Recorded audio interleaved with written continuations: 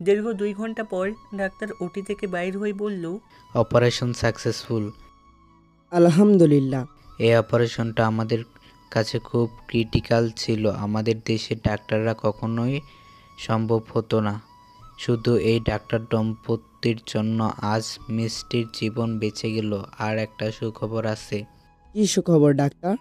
যেখানে অপারেশন করাতে 2 থেকে 3 লাখ টাকা, সেখানে ডাক্তার নিজেই কোনো টাকা নিতে চায় না। আপনাদের কপাল খুব ভালো। আচ্ছা, ডাক্তারের নাম কি? ডাক্তারের নাম বাবু। বাবু নাম শুনি মা চমকে গেল। আচ্ছা, আমরা কি তার সাথে দেখা করতে পারি? এখন না, ডাক্তার এখন খুব ক্লান্ত, উনি এখন রেস্ট নেবেন। আচ্ছা, আমরা কি এখন রোগীর সাথে দেখা করতে পারি? এখন না, আগে বেডে দেই তারপর। আচ্ছা, ধন্যবাদ ডাক্তার। এরই মধ্যে পুরুষ ডাক্তার হনহন করে চলে যেতে লাগলো। অনিকেত এগিয়ে আসলো, কিন্তু লাগাল পেল না। কিছুক্ষণ পর মহিলা ডাক্তার বের হয়ে চলে যেতে লাগলো। আবার ফিরে এলো, এসে মায়ের সামনে হাঁটু গেড়ে বসে পড়ল। বসে মাকে সালাম দিয়ে বলতে লাগলো, কেমন আছেন মা? আলহামদুলিল্লাহ, ভালো আছি। আপনি কে? আর আমাকে মা ডাকছেন কেন? আপনি হয়তো ভুল করছেন। আমি তুহি। আর আমি ভুল করছি না মা। আমি কি আপনাকে মা ডাকতে পারি না? আর আমাকে আপনি করে ডাকবেন না প্লিজ, তুই করে ডাকবেন। মনে করবেন আমিও আপনার আরেক মেয়ে। সে না হয় ঠিক আছে, তোমাকে তো আমি আগে দেখিনি। না তুমি আমাকে দেখেছো? তুমি কে বলো তো? আমি আপনাকে দেখেছি, অনেকবার দেখেছি। আর ওই যে ছেলেটা গেল, আমি তার হবু বউ। আমাকে দেখেছো কিভাবে? আর ওই ছেলেটাকে? দেখছি। আর ওই ছেলেটাই হলো বাবু, আমার হবু বর। আমি তোমাকে কখনোই দেখি নাই। তোমার মুখের মাস্কটা খুলবে কি? না মা, আমি পারবো না। আগে আমার হবু স্বামীর অনুমতি নিতে হবে। আর আপনি জুইয়াপু তো? কিন্তু আমাকে চিনলেন কিভাবে? বড় আপুকে চিনতে কি সমস্যা হয়? আর ছোট বোনকে কি আপনি করে বলে? সরি, আসলে তোমাকে চিনতে পারি নাই তো, তাই বললাম। আচ্ছা, তুমি আমাদের কিভাবে চিনলে? একজন আপনাদের ব্যাপারে খুব সুন্দর করে বলছে। এত সুন্দর করে বলেছে যে না চিনে উপায় নেই। এটা আনিকেত ভাই তো? আপনি আমাকে চিনেন? না চিনে উপায় কি বলেন? দিনে কমপক্ষে 1000 বার আপনার কথাটা যে শুনি, আর আপনিও আমাকে আপনি করে বলছেন। কথাই বলবো না কারোর সাথে। আচ্ছা, সরি। আচ্ছা, আমার কথা কিভাবে শুনো বলো তো? কে আমার কথা বলে? সেই মানুষটা কে? সময় হলে বুঝতে পারবেন। আর মা, আমি কাল কিন্তু আপনাদের বাসায় যাব। মনে কিছু করবেন না তো? মনে কিছু কেন করব? দেখ দেখি মেয়ে কি বলে। এটা তো আমার সৌভাগ্য যে লন্ডনের সেরা ডাক্তার আমার বাসায় আসবে। আপনাদের বাসার ঠিকানাটা দেন তো মা। অনিকেত তার বাড়ির ঠিকানা দিয়ে দিল। জুইয়াপু মাকে বলল, মেয়েটা খুব মিষ্টি, তাই না মা? আজ আমার সোনাটা বেঁচে থাকলে তারও এইরকম একটা বউ আসতো, তাই না? এইসব কথা আর বলবি না। আমার ছেলে বেঁচে আছে আর আমার আশেপাশে আছে। আমি মা, আমি আমার সন্তানের অস্তিত্ব বুঝতে পারি। আমার ছেলে খুব তাড়াতাড়ি আমার কাছে ফিরবে। তাই যেন হয় মা। আচ্ছা চলো আমরা বাসায় যাই। আসিফ বাসায় একাই আছে। আমার ভাইটার হয়তো ভয় লাগছে। তাড়াতাড়ি চলো। অনিকেতের কথা শুনি জুই চোখ দিয়ে 2 ফোঁটা পানি গড়িয়ে পড়ল। এদিকে আড়াল থেকে কেউ একজন সব কিছু দেখছে আর চোখের পানি ফেলছে। আজ কতদিন পর সে তার আপনজনদের দেখছে। তার বুকের ভেতর যেন উলট পালট হয়ে যাচ্ছে। সে আর কেউ না, আমাদের গল্পের নায়ক আশিক। তুহি একটু দূরে যেতেই আমি ওর হাত ধরে একটা রুমে নিয়ে গেলাম। গিয়ে দরজা আটকিয়ে দিলাম। তুহিকে অগ্নিদৃষ্টিতে জিজ্ঞাসা করলাম, এত পাকনামি করার কি ছিল? যদি ধরা পড়ে যেতে? আমি কি তোমাকে বলেছি কারোর সাথে কথা বলতে? আমার অনুমতি ছাড়া কথা বলতে চলে গেলে কেন? তুহি মাথা নিচু করে বলল, সরি, আমাকে মাফ করে দাও। তুমি তো জানো এই পৃথিবীতে তুমি আর আব্বু ছাড়া আমার জীবনে আর কেউ নেই। মায়ের আদর, ভাই বোনের ভালোবাসা পাইনি, তাই তোমার মা আর বোনকে দেখে লোভ সামলাতে পারি নাই। তুমি আমাকে মাফ করে দাও। আমি আর তোমার কথার বাইরে যাব না। এই বলে তুহি কাঁদতে লাগলো। আমি ওর কাছে গিয়ে জড়িয়ে নিলাম বুকে। আমাকে মাফ করে দাও পাগলি, আমি বুঝতে পারি নাই, তুমি আমাকে বোকা দাও, তবুও কেঁদো না। তুই কেঁদেই চলেছি। আর কোনো উপায় না পেয়ে ওর থুতনিতে হাত দিয়ে ওর মুখটা একটু উপরে তুলে বললাম, আমার রাজকুমারের আম্মুটা কি খুব রাগ করেছে? রাজকুমারের আব্বু তো সরি বলছে, তাকে কি মাফ করা যায় না? এই দেখেন, সে কান ধরেছে। এই কথা শুনি তুহি ফিক করে হেসে আমার বুকে মুখ লুকালো, এরপর বলল, আমি কালকে মায়ের কাছে যেতে চাইছি। রাজকুমারের বাবা কি অনুমতি দেবে? যথাজ্ঞা মহারানী। দুইজনই হেসে উঠলাম। পরের দিন জুই আপু আর মা তুহিকে নিয়ে কথা বলছে। সেই সময় তুহি হাজির, বাসায় কেউ নেই, তাই হিজাব খুলল। তুহিকে দেখে জুই আপু আর মা তো অবাক, এত সুন্দর কেউ হয়? মা আর জুই আপু অপলক দৃষ্টিতে তাকিয়ে আছি।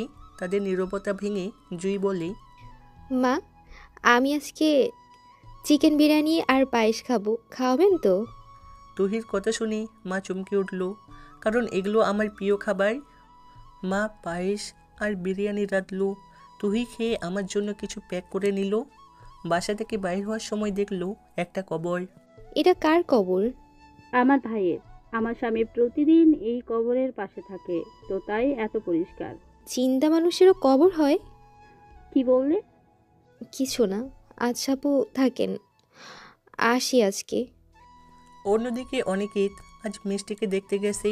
আমি মিষ্টিকে চেক করে কেবিন থেকে তাড়াহুড়ো করে বাহির হচ্ছিলাম। অনিকেতও ঢুকছিল, দুজনে ধাক্কা খেলাম। ধাক্কা খেয়ে আমার মুখ থেকে মাস্ক খুলে পড়ে গেল। আসলে সরি, আমি আর কিছু বলতে পারলো না। আমাকে দেখে যেন বাকশক্তিহীন হারিয়ে ফেলেছি। মুখ থেকে কোনো কথা বার হচ্ছে না। এরপর আমি উঠে চলে যেতে চাইলে অনেকের যা করলো তা আমি কল্পনাও করতে পারি নাই। মিষ্টির কেবিন থেকে তাড়াহুড়ো করে বাহির আসছিলাম। অনেকে তো কেবিনে ঢুকছিল। দুজনের মধ্যে ধাক্কা লেগে গেল। আমি পড়ে গেলাম, সাথে আমার মুখ থেকে মাস্ক পড়ে যায়। সরি, একদম দেখতে পাই নাই। আপনার কোথাও লাগেনি তো? It's okay, I am fine, don't be tense. Aniket আরও কিছু বলতে চাইলো, কিন্তু আমি কিছু বলার সুযোগ না দিয়ে হনহন করে রুমে চলে আসলাম। রুমটা হাসপাতালের অফিসারের এক কর্নারে, বুঝতে পারছেন, ভিআইপি রুম। আমি রুমে এসে আয়নার সামনে দাঁড়িয়ে কাঁদতে লাগলাম। আমাকে মাফ করে দিস দোস্ত, তুই এত কাছে, তবুও তোকে আমার পরিচয় দিতে পারছি না। তোকে একবার বুকে জড়িয়ে নিতে পারছি না। কীভাবে বুকে জড়িয়ে নিব বল? আজ বেঁচে থেকেও আমি সবার কাছে মৃত। কিভাবে তোদের কাছে গিয়ে নিজের পরিচয় দিব বল? আমাকে মাফ করে দিস। এই বলে কাঁদতে লাগলো। কোনো দিন তোকে মাফ করব না। পেছন থেকে এই কথা শুনি পেছনে ঘুরে তাকালাম। হ্যাঁ, যা ভাবছি তাই। অনেকে দাঁড়িয়ে আছে। আমি মাথা নিচু করে নিলাম।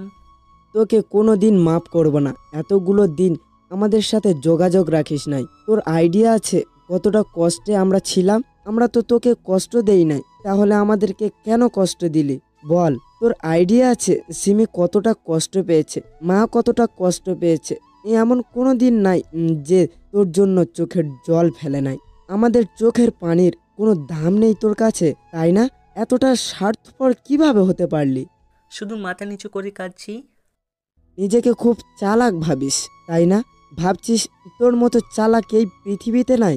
আরে তোর নিঃশ্বাসের শব্দটাও আমার চেনা। আমি কোনো কথা বলছি না। কালকে তুই যখন বেরিয়ে যাচ্ছিলিস, তোর হাঁটার স্টাইল দেখে আর লামিয়ার কথা শুনে আমার সন্দেহ হয়, আর আজ তোর ভয়েস শুনে কনফার্ম হলাম। এখন আমাকে জড়িয়ে ধরবি নাকি কেলানি খাবি শালা?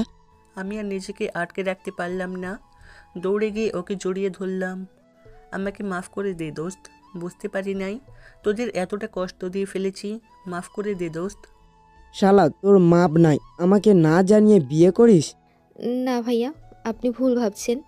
আমাদের বিয়ে হয়নি, অনেকবার জোর করেছি, কিন্তু ওই যে একটা কথা, মা বোন আর কলেজের বন্ধু ছাড়া নাকি বিয়ে করবে না, তাই শুধু আংটি পরায় রাখছে।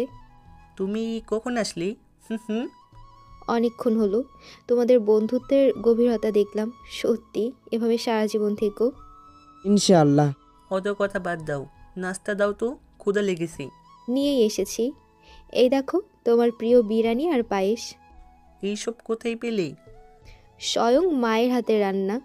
তুহি আমাকে আর অনিকেতকে নাস্তা দিল। নাস্তা খাচ্ছি আর চোখের পানি ফেলছি। অনেক দিন পর আজ মায়ের হাতের রান্না খেলাম। আমার কান্না দেখে তুহি আমার চোখের পানি মুছে দিয়ে কপালে একটা ভালোবাসার পরশ এঁকে দিয়ে দৌড়ে পালালো অন্য রুমে। আমি হাসবো নাকি কাঁদবো কিছুই বুঝতে পারতেছি না। বাহ বাহ বাহ, এটা কি হলো দোস্ত? আমি লজ্জায় মাথা নিচু করে নিলাম। ওলে বাবালে, লজ্জাবতীটালে। আচ্ছা, আমি একটা জিনিস ভেবেই পাচ্ছি না, তোর মতো হাবা গোবার কপালে এই রকম মাশাল্লাহ ভাবি জুটলো কিভাবে? ওই শালা, আমি কি কোনোদিন বলেছি তোকে বাদরের গলায় মুক্তার মালা? এভাবে বলতে পারলি শালা? দুজনেই আড্ডা দিতে লাগলাম। আচ্ছা দাঁড়া, বিশুকে আসতে বলি, ও মনে হয় মিষ্টির কেবিনে আছে। থাক না দোস্ত, ওদেরকে একটু একলা সময় কাটাতে দে।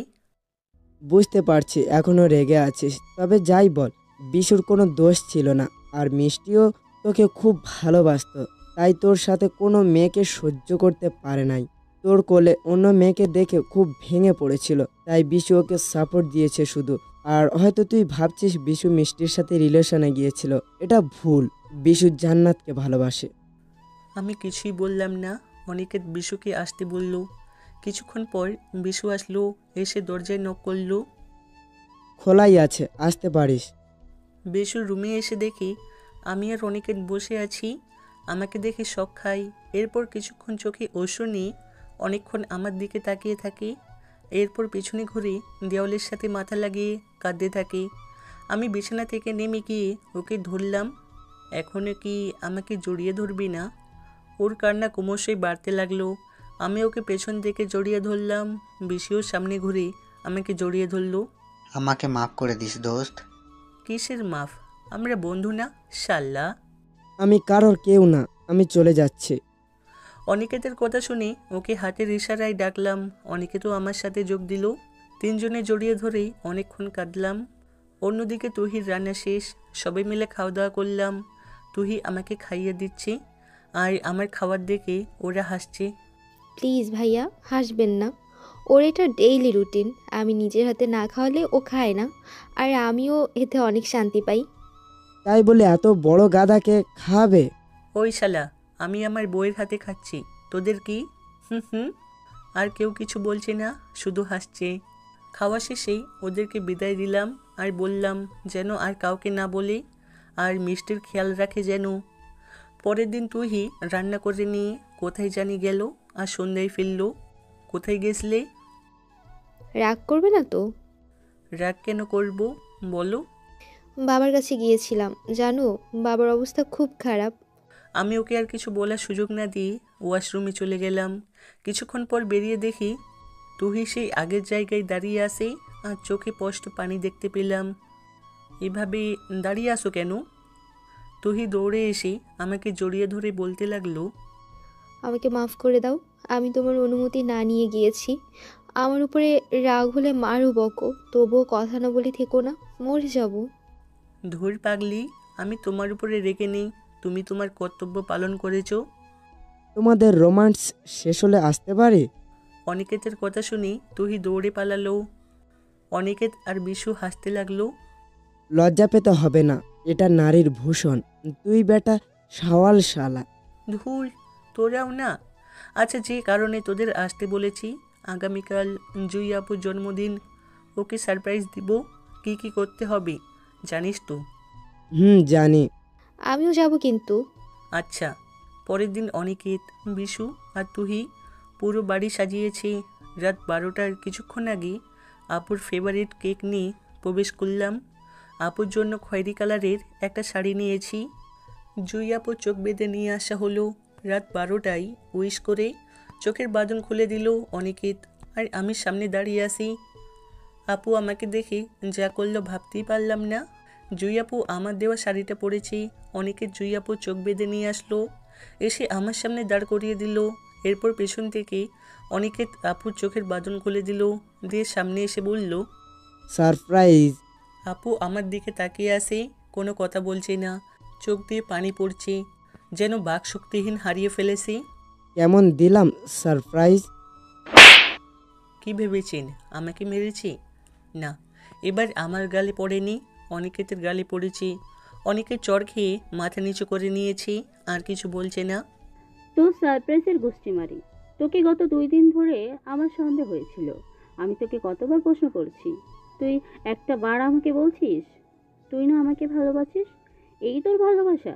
নিজের ভালোবাসা মানুষের কাছে মনের কথা লুকানো, এই কি রকম ভালোবাসা? আজ মনে হচ্ছে তুই আমাকে ভালোই বাসিস না। অনেকের মাথা নিচু করে আসি, ওর চোখে পানি। এসব তুমি কি বলছো? সত্যিই বলছি। আজ থেকে তোর সাথে আমার কোনো সম্পর্ক নেই। যে ভালোবাসার মানুষের কাছে মনের কথা লুকায়, এমন কাউকে আমি চাই না। জুই আপু কাঁদতে কাঁদতে বলতে লাগলো। আমি নির্বাক দর্শকের মতো দাঁড়িয়ে আসি। জুই আপুর চেঁচামেচি শুনে মা ওই রুম থেকে চলে আসলো। কি হয়েছে এত জোরে চেঁচা? আর কিছু বলতে পারলো না। আমাকে সামনে দাঁড়িয়ে থাকতে দেখে চশমাটা খুলে মুছে আবার চশমাটা পরে নিল। এরপর ভালোভাবে তাকালো। গুটি গুটি পায়ে মায়ের দিকে যেতে লাগলাম। মা আমার কাছে এসে আমার মুখে হাত বুলাতে লাগলো। আমি হাতটা ধরে মায়ের কাছ থেকে নিয়ে চুম্বন করতে লাগলাম। বাবু, তুই ফিরে এসেছিস? তুই মায়ের কাছে ফিরে এসেছিস বাবা। আমি জানতাম আমার বাবু আমার কাছে ফিরে আসবে। সিমি দেখ, তোকে তোকে বলছিলাম না আমার বাবুর কিচ্ছু হয়নি, আমার বাবুর কিচ্ছু হতেই পারে না। আমি মাকে জড়িয়ে ধরলাম। হ্যাঁ মা, আমি ফিরে এসেছি, তোমার বাবু ফিরে এসেছি। আল্লাহ তাআলার রহমতে আর তোমাদের দোয়াই আমার কিছু হয়নি। মা আমাকে জড়িয়ে ধরে কাঁদতে লাগলো। আজ কতদিন পর মাকে জড়িয়ে ধরলাম। এতদিন কোথায় ছিলি বাবা? মায়ের কথা একটা বারেও মনে পড়েনি? একটা বারও খবর নিতে মন চায়নি? জানিস না তোর মাটা তোকে ছাড়া একদম থাকতে পারে না। এত অভিমান তোর আমাদের উপর। আমাকে মাফ করে দাও মা, কিন্তু বিশ্বাস করো তোমাদের ছাড়া একদম ভালো ছিলাম না। এরপর মাকে কিছুক্ষণ জড়িয়ে ধরে কাঁদলাম। এরপর মাকে ছেড়ে দিয়ে তুহিকে সামনে এনে বললাম, মা এই হচ্ছে তুহি, তোমার ছেলের হবু বউ। তোমাকে না জানিয়ে পছন্দ করেছি, আমাকে ক্ষমা করে দিও। তোর পাগল, বৌমা হিসাবে নয় মেয়ে হিসাবে তুহিকে অনেক পছন্দ হয়েছে। আমি আর তুহি মাকে জড়িয়ে ধরলাম। পাগলি মেয়ে, আগে বলবি না তুই আমার বাবুর বউ? সরি মা। দূরে জুই আপু দাঁড়িয়ে আসি। অনেকে হঠাৎ করে রুম থেকে বাহির হয়ে গেল। আচ্ছা মা, আমি যাই। আমি ভাবতে পারি নাই এত বছর পর ফিরে এসে আবার তোমাদের জীবনে সমস্যার সৃষ্টি করব।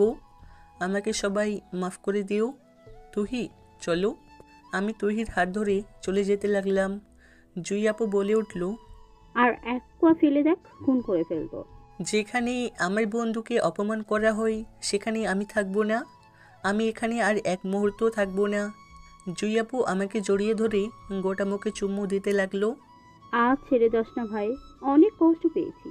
এবার চলে গেলে আর বাঁচবো না, মরে যাবো রে। প্লিজ আর ছেড়ে যাস না। আমি জুই আপুকে ছাড়ানোর চেষ্টা করতেছি। তুহি আমার হাত চেপে ধরলো। আমি চুপ হয়ে গেলাম। জুই আপু আমাকে অনেকক্ষণ জড়িয়ে ধরে কাঁদলো। অনিকেতের এখানে কোনো দোষ নাই আপু, আমি ওকে কাউকে বলতে বাধা করেছিলাম, আর তুই ওকে ভুল বুঝলি। সরি, আমার ভুল হয়েছে। আমি নিজের রাগকে কন্ট্রোল করতে পারিনি। সরি আমাকে না বলে অনিকেতকে বল। যা, ওকে মানিয়ে নিয়ে আয়। আচ্ছা যাচ্ছি। আপু চলে গেল। আমরা ওদের জন্য অপেক্ষা করতে লাগলাম। ওদিকে অনিকেত বাবা মায়ের কবরের পাশে গিয়ে দাঁড়িয়ে আসে আর চোখের পানি বিসর্জন দিচ্ছে। জুই আপু পেছন থেকে বলে উঠল, কি ব্যাপার মা, বাবার কাছে আমার নামে নালিশ দেওয়া হচ্ছে? আমিও কিন্তু নালিশ দিব। অনিকেত কোনো কথা বলছে না। কি হলো, কথা বলছো না কেন? আপনি এখানে কেন? বাহ, তুমি থেকে আপনি? হ্যাঁ, আপনার ভাই এখন ফিরে এসেছে। আপনাদের পরিবার এখন পূর্ণ, তাই আপনারা আনন্দ করেন। আমাকে খুঁজতে এসেছেন কেন? সরি, আমার ভুল হয়ে গেছে। আমাকে মাফ করে দাও প্লিজ। আমার তখন মাথা ঠিক ছিল না, কি বলে ফেলেছি। জুই আপু অনিকেতকে জড়িয়ে ধরে কাঁদতে লাগলো। অনিকেত জুই আপুকে ছাড়িয়ে বলল, আরে কি বলছেন এসব? ভুল তো আমার, আপনি ঠিকই বলেছেন, আমি সরি। এই বলে অনেকে চলে যেতে লাগলো, আর জুঁই আপু মাটিতে বসে কাঁদতে লাগলো। আমি একটু দূরে দাঁড়িয়েছিলাম। অনিকেতের সামনে গিয়ে দাঁড়ালাম। শালা আমার বোনকে কষ্ট দিস? ও না হয় একটা ভুল করে ফেলেছে, মাফ করে দে আর বুকে টেনে নে। যা। অনিকেত কিছু বলছে না, মাথা নিচু করে দাঁড়িয়ে আছে। কি এখন যাবি নাকি কেলানি খাবি? অনিকেত গিয়ে আপুকে উঠালো। আপু অনিকেতকে জড়িয়ে ধরে বলল, আমাকে মাফ করে দাও প্লিজ, আর কখনো এরকম করব না। আরে ঠিক আছে পাগলি, আর ক্ষমা চাইতে হবে না। হইছে, আর পীড়িত করতে হবে না। এখন চলো, কেক কাটবো। আপু লজ্জে মুখ লুকালো। তুই যখন করিস শালা, আমাদের দেখে জ্বলছে। তিনজনে হেসে দিলাম। রুমে এসে দেখি বিশু জান্নাতের সাথে কথা বলছে। এগিয়ে যাও বৎস, যাতে আপনাদের পক্ষে আসি। দূর শালা, কি যে বলিস?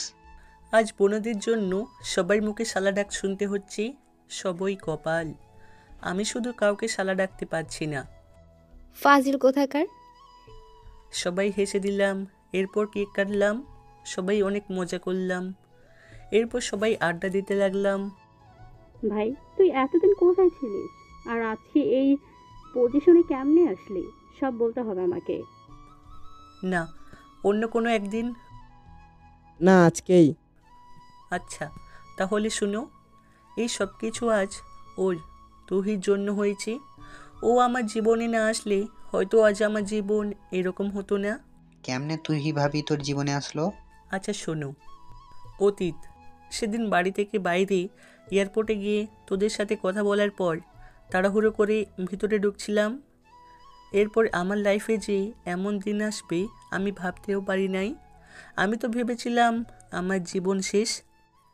এয়ারপোর্টে পৌঁছে তোমাদের সাথে কথা বলার পর ভিতরে যাচ্ছিলাম, হঠাৎ করে মাথা যেন ঘুরতে শুরু করে, সমস্ত শরীর ঘামতে শুরু করে, চোখ ঝাপসা হতে শুরু করে।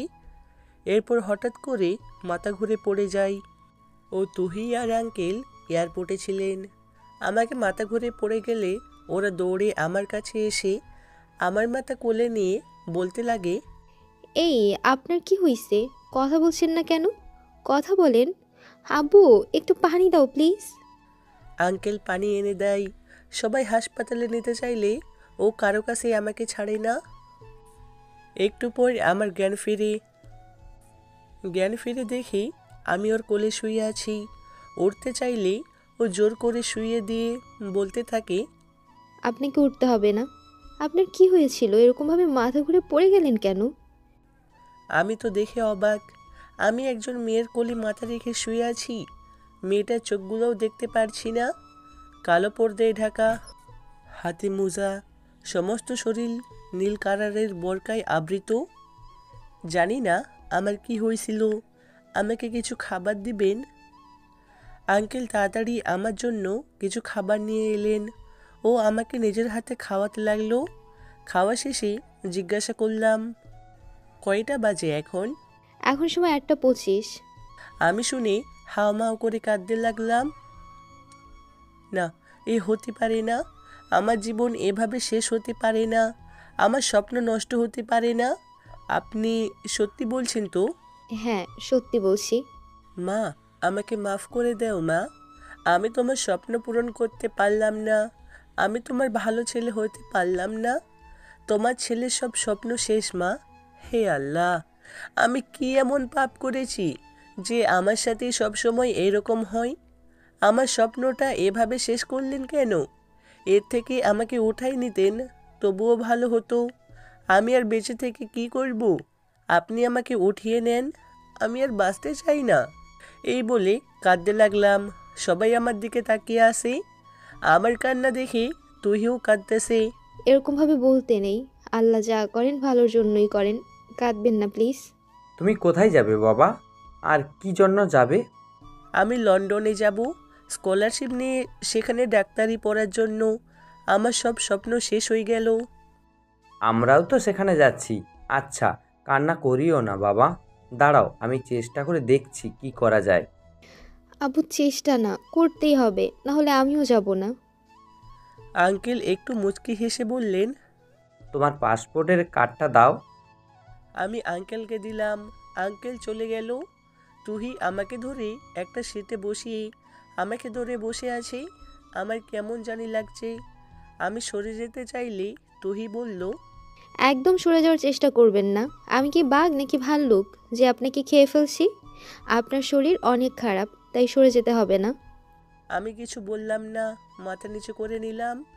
কিছুক্ষণ পর আঙ্কেল ফিরে আসলো। কি হলো আঙ্কেল? আঙ্কেল কিছু বলছে না। তাহলে কি আমার সব স্বপ্ন শেষ? আমি কি আর ডাক্তারি পড়তে যেতে পারবো না? আল্লাহ, তুমি তো দয়ালু। তুমি এটা করতে পারলে, আমার সাথে কেন এইরকম করলে? এই বলে কাঁদতে লাগলাম। আরে দূর বোকা, আগে আমার কথা শুনবে তো। 8:45-এ আমাদের ফ্লাইট, সাথে তুমিও যাচ্ছ, স্কলারশিপে যাচ্ছ, তাই ওরা অ্যালাউ করছেন। আমি কিছু বলার আগেই তুহি বলতে লাগলো, আব্বু, তুমিও না। ছেলেটাকে শুধু শুধু কাঁদানোর কি ছিল? তোমাকে অনেক ধন্যবাদ। আচ্ছা চলেন, আমাদের ফ্লাইটের সময় হয়ে গেছে। তুহি আমাকে ধরে নিয়ে যেতে লাগলো আর আঙ্কেল মুচকি মুচকি হাসছে। লন্ডনে পৌঁছানোর পর এয়ারপোর্টের বাইরে এসে আঙ্কেল বললেন, কোথায় থাকবে তুমি? কোথাও ঠিক করা আছে কি? এসব কি বলছো আব্বু? কেন, আমি কি বললাম আবার? উনি আমাদের সাথেই থাকবে। আর এই অচেনা শহরে উনি কোথায় যাবে বলো? কিন্তু কিসের কিন্তু? কোনো কিন্তু না। আর একটা কথা বললে কি যে করবো আমি নিজেই জানি না। এই কথা বলে তুহি একটা কারে গিয়ে উঠল। আমাদের কাণ্ড দেখে আঙ্কেল শুধু হাসতেছে। কি করবে এবার? আমি কিছু না বলে কারে গিয়ে উঠলাম। আঙ্কেল মুচকি হাসি দিয়ে কারে এসে বসলেন। কিছুক্ষণ পর বাসায় গিয়ে পৌঁছালাম। বাসাটা খুবই সুন্দর। আমাকে একটা রুম দেখিয়ে দেয়া হলো। এটা আমার রুম ছিল, এখন থেকে তোমার। আর পরিচিত হয়ে নেই, আমি তুহি চৌধুরী, বাবা মায়ের একমাত্র মেয়ে। এটা আমাদের নিজস্ব বাসা। আব্বু এখানে বিজনেস করে। আমি আশিক ইসলাম, বাবা মায়ের একমাত্র অবহেলিত ছেলে। অবহেলিত মানে? কিছু না। যাই হোক, আমরা কি বন্ধু হতে পারি? না, আমি আর কারোর সাথে বন্ধুত্ব করতে চাই না। তুহি মন খারাপ করে চলে গেল। এরপর তুহি আমার অনেক কেয়ার করত, আমার কাছে আসতে চাইতো, কিন্তু আমি আসতে দিতাম না, সবসময় এড়িয়ে চলতাম। আজ মেডিকেলের প্রথম দিন, গেটে ঢুকতেই র্যাগের শিকার হলাম। তুহিও ঢুকছিল। আমাকে মাথা নিচু করে দাঁড়িয়ে থাকতে দেখে তুহি আমার হাত ধরে টেনে নিয়ে চলে গেল। কেউ কিছু বলল না। বুঝলাম মাইয়ার পাওয়ার আছে। একটু দূরে গিয়ে ছেড়ে দিয়ে চলে গেল। কিছুই বুঝলাম না। তুহি অনেকভাবে আমাকে বোঝানোর চেষ্টা করে, কিন্তু আমি বুঝি না। একদিন একটা মেয়ে আমাকে ডাক দেয়, আমি সাড়া দিয়ে কথা বলতে থাকি। হঠাৎ তুহি এসে মেয়েটাকে করে চড় মেরে বলতে লাগলো, এই মেয়ে, তোমার লজ্জা করে না একটা অপরিচিত ছেলের সাথে কথা বলতে? তোমার কি লজ্জা বলতে কিছু নেই? আর আপনাকে বলি, আপনি নাকি কারোর সাথে বন্ধুত্ব করবেন না। ওর মধ্যে কি এমন আছে যা আমার মধ্যে নেই? আর রাগটাকে কন্ট্রোল করতে পারলাম না, দিলাম দুইটা বসিয়ে। একদম বাজে কথা বলবে না, বুঝবি? তারপর কথা বলবি। একটা মেয়ের বিষয়ে খারাপ মন্তব্য করতে তোমার লজ্জা করে না? আমার পিছনে পড়ে আছো কেন?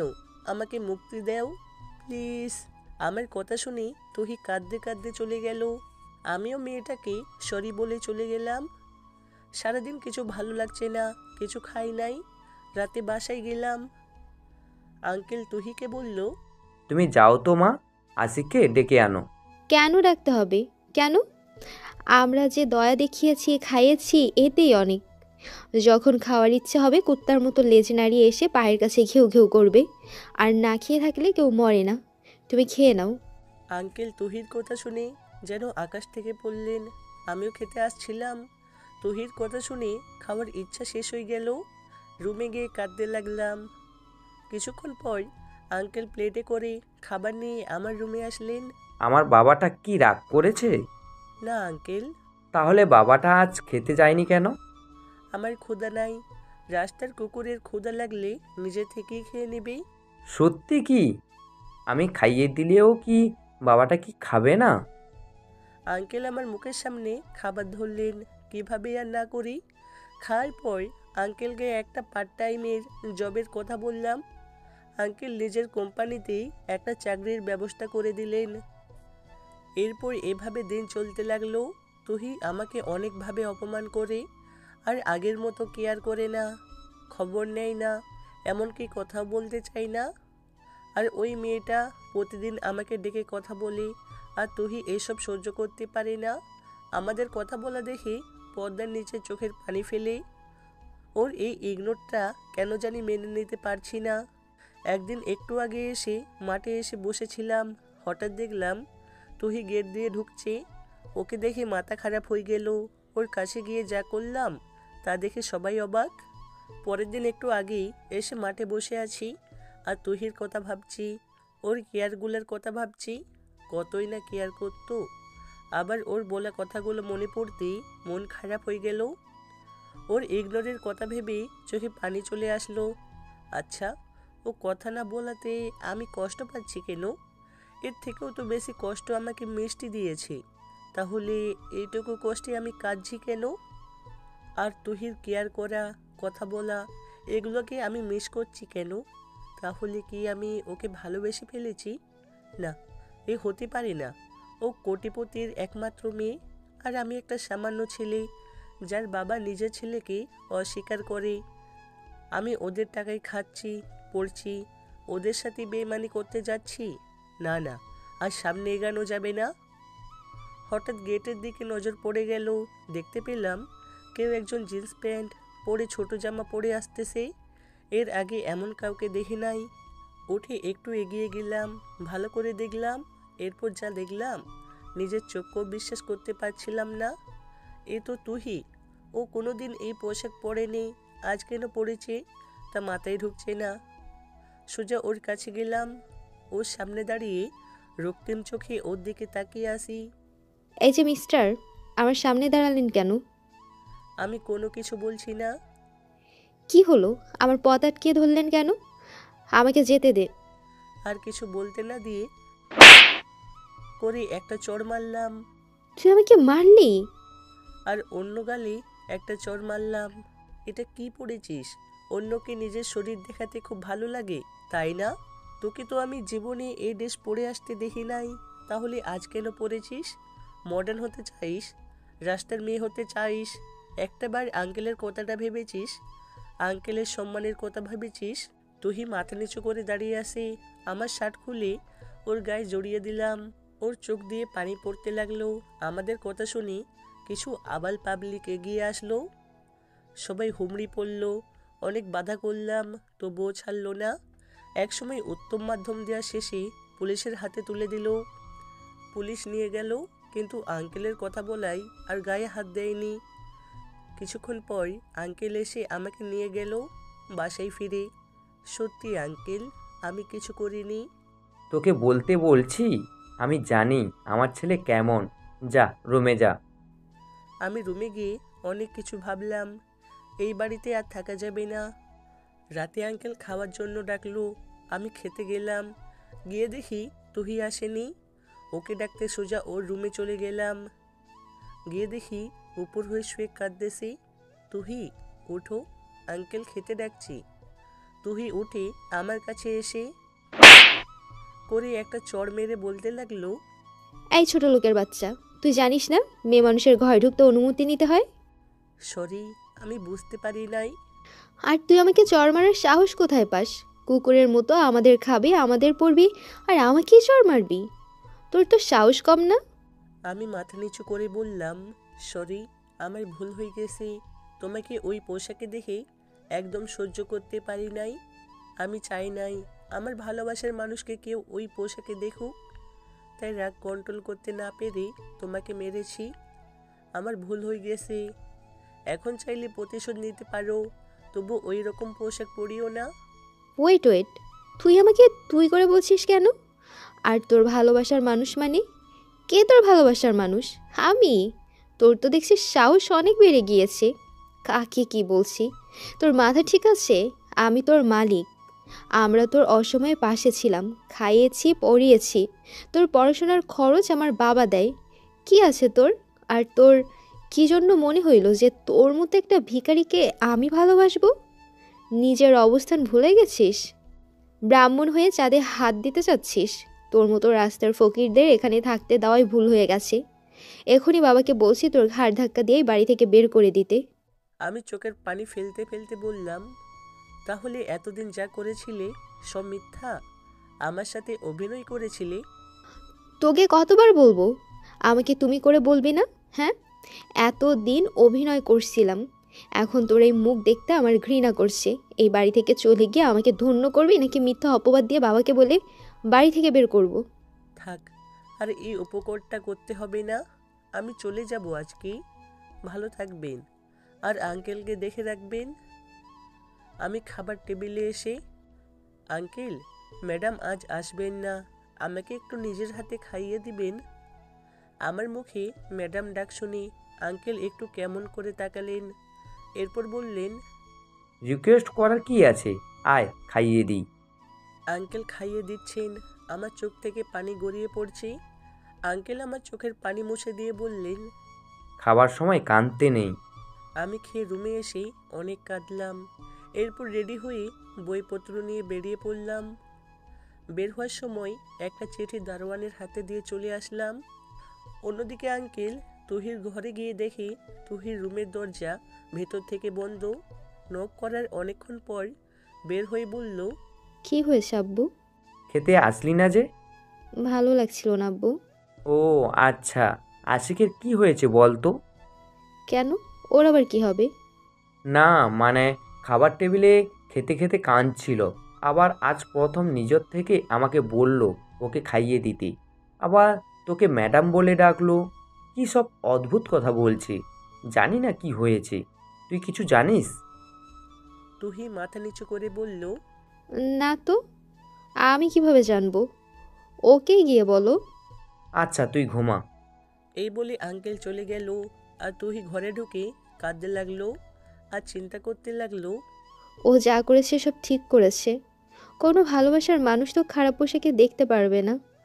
আর আমি কেন বোকামি করে ওইসব পোশাক পরতে গেলাম?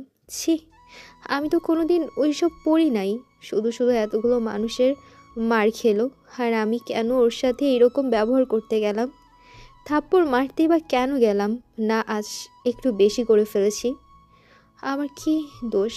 আগে যদি বলতো ভালোবাসে, তাহলে কি এসব বলতাম? পাগলটা মনে হয় খুব কষ্ট পেয়েছে। যাই দেখে আসি পাগলটা কি করছে। এই বলে তুহি চোখ মুছে আমার থাকার রুমে গিয়ে দেখলো আমার রুমের দরজা খোলা। তা ঢুকে পড়লো। ঢুকে দেখে আমি নাই। গোটা বাড়ি ছাদ খুঁজলো, আমাকে পেল না। এরপর দারোয়ানের কাছে গিয়ে বলল, do you know where is Ashiq? চাচা, আপনি কি জানেন আশিক কোথায়? Ashiq run along sometimes go with his necessary things. Ashiq কিছুক্ষণ আগে তার প্রয়োজনীয় জিনিসপত্র নিয়ে চলে গিয়েছে। কোথায় চলে গেছে?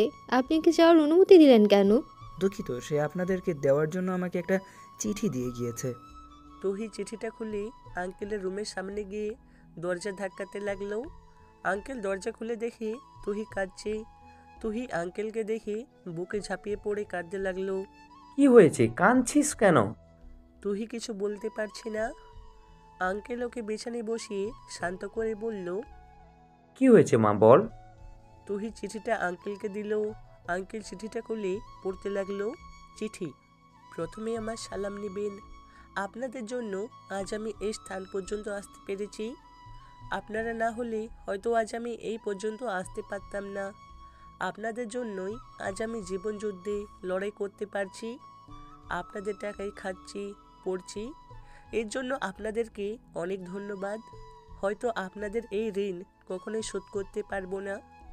জানেন আঙ্কেল, আপনাকে পেয়ে আমার বাবার অভাবটা কখনোই বুঝতে পারি নাই।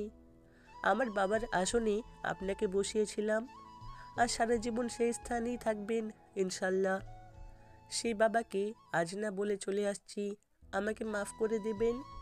আর ম্যাডাম, আপনাকে চড় মারার জন্য আমি সত্যিই দুঃখিত। পারলে মাফ করে দিবেন। আর চড়টা মেরে একদম সঠিক কাজ করেছেন। এই চড়টা আরও আগে মারা উচিত ছিল। আমার এই মুখ দেখে আপনাকে আর খারাপ লাগাতে চাই না, তাই চলে গেলাম আপনার থেকে অনেক দূর।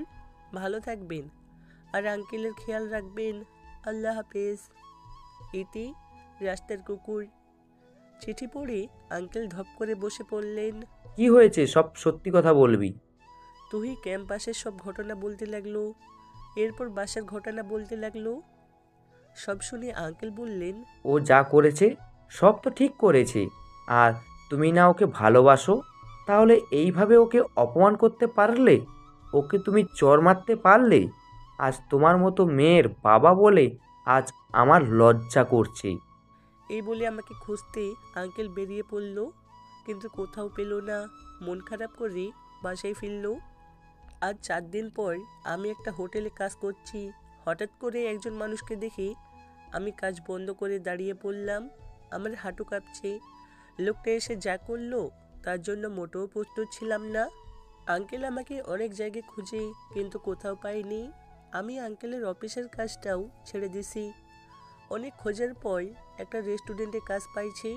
আর 4 দিন হলো বাসা ছেড়ে চলে আসার। সবসময় আঙ্কেল আর তুহির কথা মনে পড়ছিল। সত্যি বলতে মিষ্টিকে হারিয়ে যত না কষ্ট পেয়েছি, তার চেয়ে তুহিকে হারিয়ে কষ্ট পাচ্ছি। প্রতি রাতে কাঁদছি। অন্যদিকে আঙ্কেল আমাকে খোঁজার জন্য সব চেষ্টা করে যাচ্ছেন। আমাকে খোঁজার জন্য পুলিশ স্টেশন জিডি করা হয়েছে।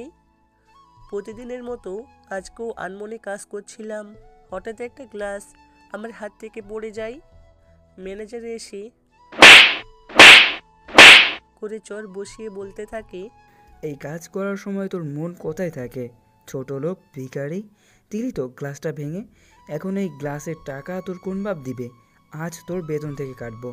আমি মাথা নিচু করে, সরি স্যার, আমার ভুল হয়ে গেছে। যা এখান থেকে। আমি মন খারাপ করে কাজ করতে লাগলাম। হায় রে দুনিয়া, টাকা ছাড়া মানুষের মূল্য নাই। মন দিয়ে কাজ করছি। হঠাৎ দেখি একজন মানুষ কয়েকজন পুলিশ সহ আমার দিকে এগিয়ে আসছে। ভালো করে তাকিয়ে দেখি আমি তো অবাক। লোকটাকে দেখে আমার হাত পা কাঁপতে লাগলো, কারণ লোকটি আর কেউ না, স্বয়ং আঙ্কেল। আমার কাছে এসে কিছু বলার সুযোগ না দিয়ে আমার হাত ধরে টানতে লাগলো। আমি একটু গিয়ে আটকে পড়লাম, আর হাঁটছি না। আমার কাণ্ড দেখে আঙ্কেল ফিরে একটা করে চড় মেরে বলল, কি এবার যাবে তো? যাবো তো, আগে জিনিসপত্রগুলো নেই। সবসময় মারার কি আছে? যে পাচ্ছে শুধু সেই মেরে যাচ্ছে। এই বলে আমি চলে গেলাম জিনিসপত্রগুলো আনতে। যেতেই হবে আঙ্কেলের সাথে। আজ আঙ্কেলের যে রূপ দেখছি তা আর কোনোদিন দেখি নাই। এখন না বললে আজ তো খেয়ে ফেলবে, এটা শিওর। অন্যদিকে আমি যাওয়ার পর আঙ্কেল ম্যানেজারকে ডেকে বললেন, ওর সাথে কেউ কি খারাপ ব্যবহার করেছে? ম্যানেজার মাথা নিচু করে আসে, কিছু বলছে না। এরপর আঙ্কেল একটা সাধারণ কর্মচারীকে ডেকে বললেন, আশিকের সাথে কেউ কি খারাপ ব্যবহার করেছে? একটা গ্লাস ভাঙার কারণে ম্যানেজার ওকে চর মেরে অনেক কথা শুনিয়েছি, এমনকি ওর বাবার কথাও বলেছে। আঙ্কেল একটা ফাঁকা চেকে ম্যানেজারের হাত দিয়ে বললেন, ফাঁকা চেক দিলাম, আপনার গ্লাসের দাম পুষিয়ে নিয়েন। আশিক, এইদিকে আয় তো। এই লোকটা তোকে চড় মেরেছিল তাই না? একটা গ্লাসের টাকার জন্য ওকে টাকা দিয়ে দিয়েছি। যা, এখন ওর চড়টা ফেরত দিয়ে আয়। আমি ম্যানেজারের সামনে গিয়ে বললাম, এখন ইচ্ছে করলে আপনাকে আমি থাপ্পড়টা দিতে পারি, কিন্তু আমিও যদি আপনার মতো কাজ করি তাহলে আপনি আর আমার মধ্যে পার্থক্য কি থাকবে বলেন? তাই বলছি, সবাইকে মানুষ ভেবে আচরণ করবেন। দেখছেন, এই হচ্ছে শিক্ষা। সরি। আঙ্কেল আমাকে নিয়ে চলে আসলেন। আমাকে গাড়িতে বসিয়ে পুলিশ অফিসারদের ধন্যবাদ জানিয়ে বিদায় দিলেন। গাড়িতে বসে কেউ কারোর সাথে কথা বলি নাই। ইনফ্যাক্ট আমি কথা বলার সাহস পাই নাই। বাসায় ফিরে আঙ্কেল আমার হাত ধরে বাসার ভিতরে নিয়ে গেল। এরপর সামনে দাঁড় করিয়ে বলতে লাগলো, বাড়ি ছেড়ে চলে গিয়েছিলে কেন? আমি মাথা নিচু করে বললাম, এমনি চলে গিয়েছিলাম, আর এই বাড়ি তো আর আমার বাবার না। খুব কথা বলা শিখে গেছিস দেখছি। আচ্ছা, আমি কি নিজের ছেলের থেকে কোনো অংশে তোমাকে কম দেখেছি? নিজের ছেলের মতো তোর যত্ন করেছি এই কয়েকদিনে, তবুও এই কথা বলতে পারলি? আর কি বললি? এমনি এমনি এই বাড়ি ছেড়ে গেছিলিস? আমাকে কি তুই বোকা ভাবছিস? আমি সব শুনেছি তুহির কাছে। একবার কি এ নিয়ে আমার সাথে কথা বলতে পারতি না? আমাকে না বলেই চলে যেতে পারলি? আমার কথা একবারও তোর মনে পড়লো না? আমি মাথা নিচু করে আসি, কিছু বলছি না। জানিস, তোর জন্য মেয়েটা আজ 4 দিন ধরে কিচ্ছু মুখে নেয়নি, শুধু তোর জন্য কেঁদেছে। এইভাবে মেয়েটাকে ছেড়ে যাওয়ার কি খুব দরকার ছিল? মেয়েটা না হয় ভুল করেই ফেলেছে, আমাকে তো অন্তত একবার জানাতে পারতিস। আমি মাথা নিচু করে দাঁড়িয়ে আছি। এখন ওর কাছে যাবি নাকি মার খাবি? আমি মাথা নিচু করে আমার রুমে গেলাম। রুমে গিয়ে তো আমি অবাক, আমার বিছানায় তুহি বালিশে মুখ গুজে কান্না করছে। আমি ওর পাশে বসে বলতে লাগলাম, কি হয়েছে? এত কান্না করার কি আছে? আমি তো চলেই গিয়েছিলাম আপনাকে মুক্তি দিয়ে, তাহলে না খেয়ে থাকার কি আছে? হঠাৎ তুহি উঠে বসে বলতে লাগলো, তো তোকে আবার কে আসতে বলছে? শুনলাম কে নাকি না খেয়ে আসে, আমার জন্য নাকি কান্না করছে, তাই ফিরে আসলাম।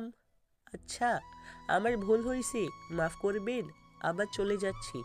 আমি উঠতে চাইলে তুহি আমাকে বিছানায় ফেলে আমার বুকের উপর উঠে বসে বলতে লাগলো, আর একবার শুধু চলে যাবার কথা বল কুত্তা, একেবারে মেরে ফেলবো।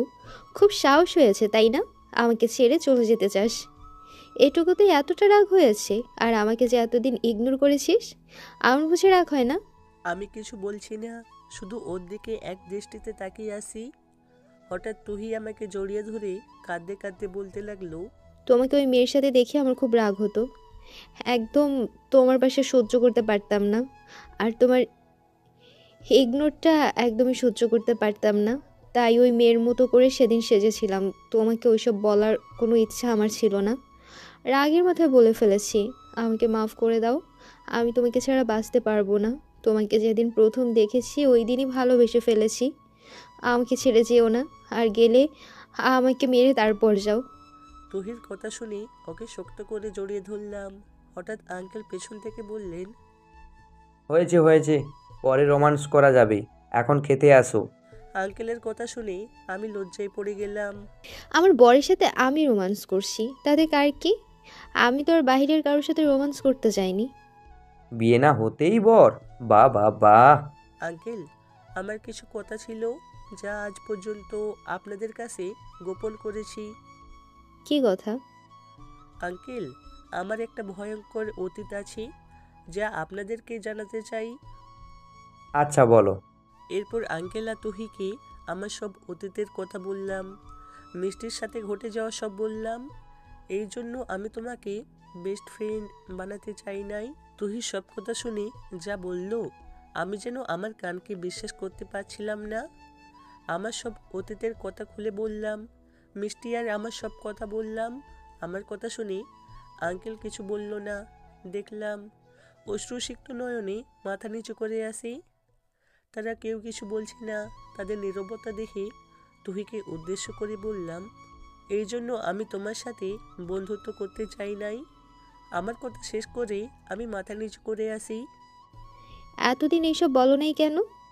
লজ্জা আর ভয়ে, আপনারাও যদি খারাপ ভেবে তাড়িয়ে দেন। তাহলে আজ বললে কেন? আমি মাথা নিচু করে আসি, কিছু বলছি না।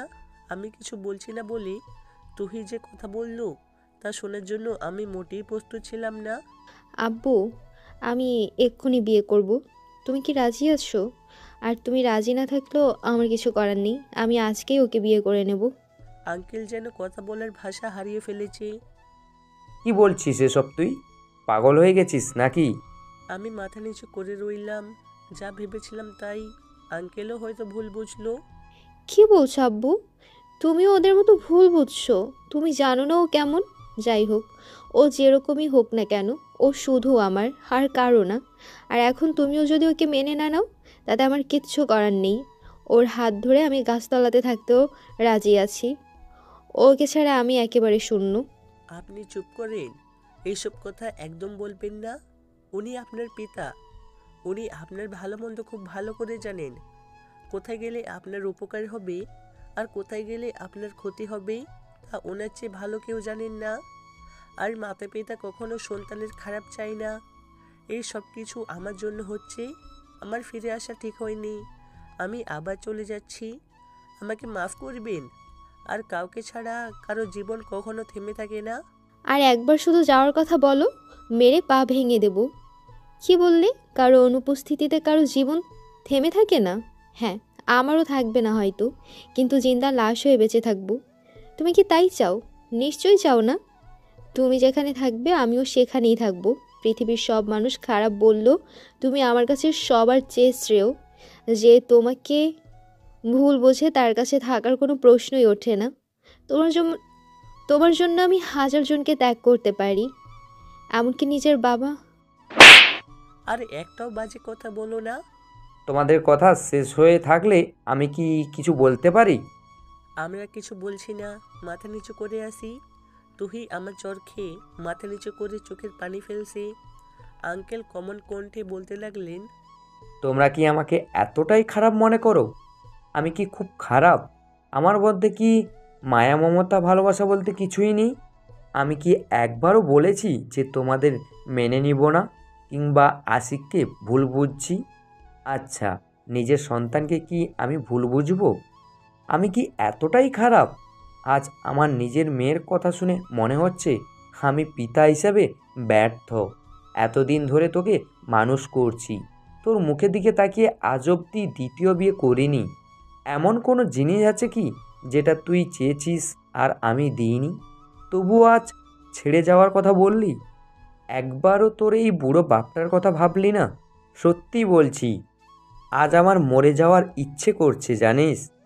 তুহি দৌড়ে গিয়ে আঙ্কেলের পা জড়িয়ে ধরে বলতে লাগলো, আমাকে মাফ করে দাও আব্বু। আমি অনেক বড় ভুল করে ফেলেছি। আমি ওইভাবে বলতে চাইনি আব্বু। ওকে অনেক ভালোবাসি আব্বু। ভেবেছিলাম তুমিও হয়তো ওকে ভুল বুঝে আমার জীবন থেকে তাড়িয়ে দেবে, তাই ভয় আর রাগে বলে ফেলেছি আব্বু। তুমি আমাকে মাফ করে দাও। আমি কথা দিচ্ছি আর জীবনও এসব কথা বলবো না। এই বলে তুহি কাঁদতে লাগলো। আমিও আঙ্কেলের কাছে গিয়ে বললাম, আঙ্কেল, ও না বুঝে ভুল করে ফেলেছে, প্লিজ দয়া করে ওকে মাফ করে দিন। আপনি তো জানেন ও আপনাকে কতটা ভালোবাসে। প্লিজ আঙ্কেল, রাগ করে থাকবেন না, প্লিজ। আঙ্কেল আমার কথা শুনে তুহিকে পা থেকে উঠিয়ে আমাদের দুজনকে জড়িয়ে ধরে বলতে লাগলেন, মাপ করতে পারি, তবে একটা শর্তে। কি সেটা শর্ত? আমরা কি জানতে পারি জাহাপানা? আজকেই তোদের বিয়ে। না, এটা তো বড় শাস্তি হয়ে যাচ্ছে জাহাপানা। আমরা তো এতটাও ভুল করিনি, শাস্তিটা কি একটু কমানো যায় না? না, যায় না। কিন্তু আমি তো এখনো ছোট, আমি তো এখন বিয়ে করতে পারবো না। আমার কথা শুনে তুহি আঙ্কেলকে ঘরের বাইরে পাঠিয়ে দিল। আব্বু, তুমি বিয়ের অ্যারেঞ্জ করো, ওকে আমি রাজি করাচ্ছি। আঙ্কেল হাসতে হাসতে বেরিয়ে গেলেন।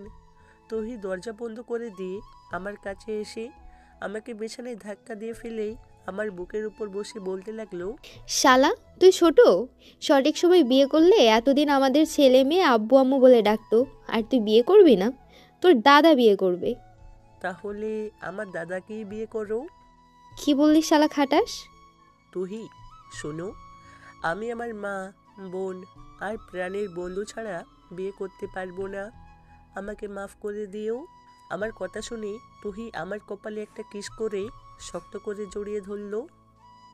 কিছুক্ষণ পর বলল, শুধু এনগেজড করে তোমাকে নিজের করে রাখি, তোমাকে হারানোর ভয় সবসময় আমাকে তাড়া করে বেড়ায়।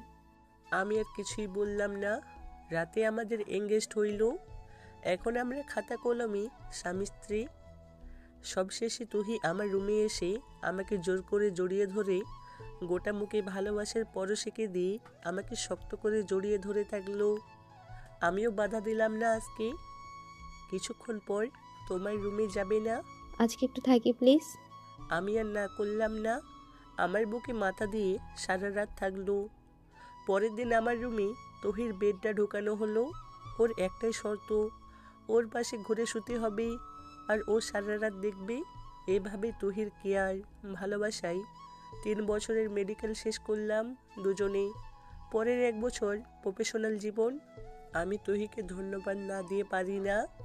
আমার একটা কথাই 4টা বছর নিজেকে ধরে রাখছে।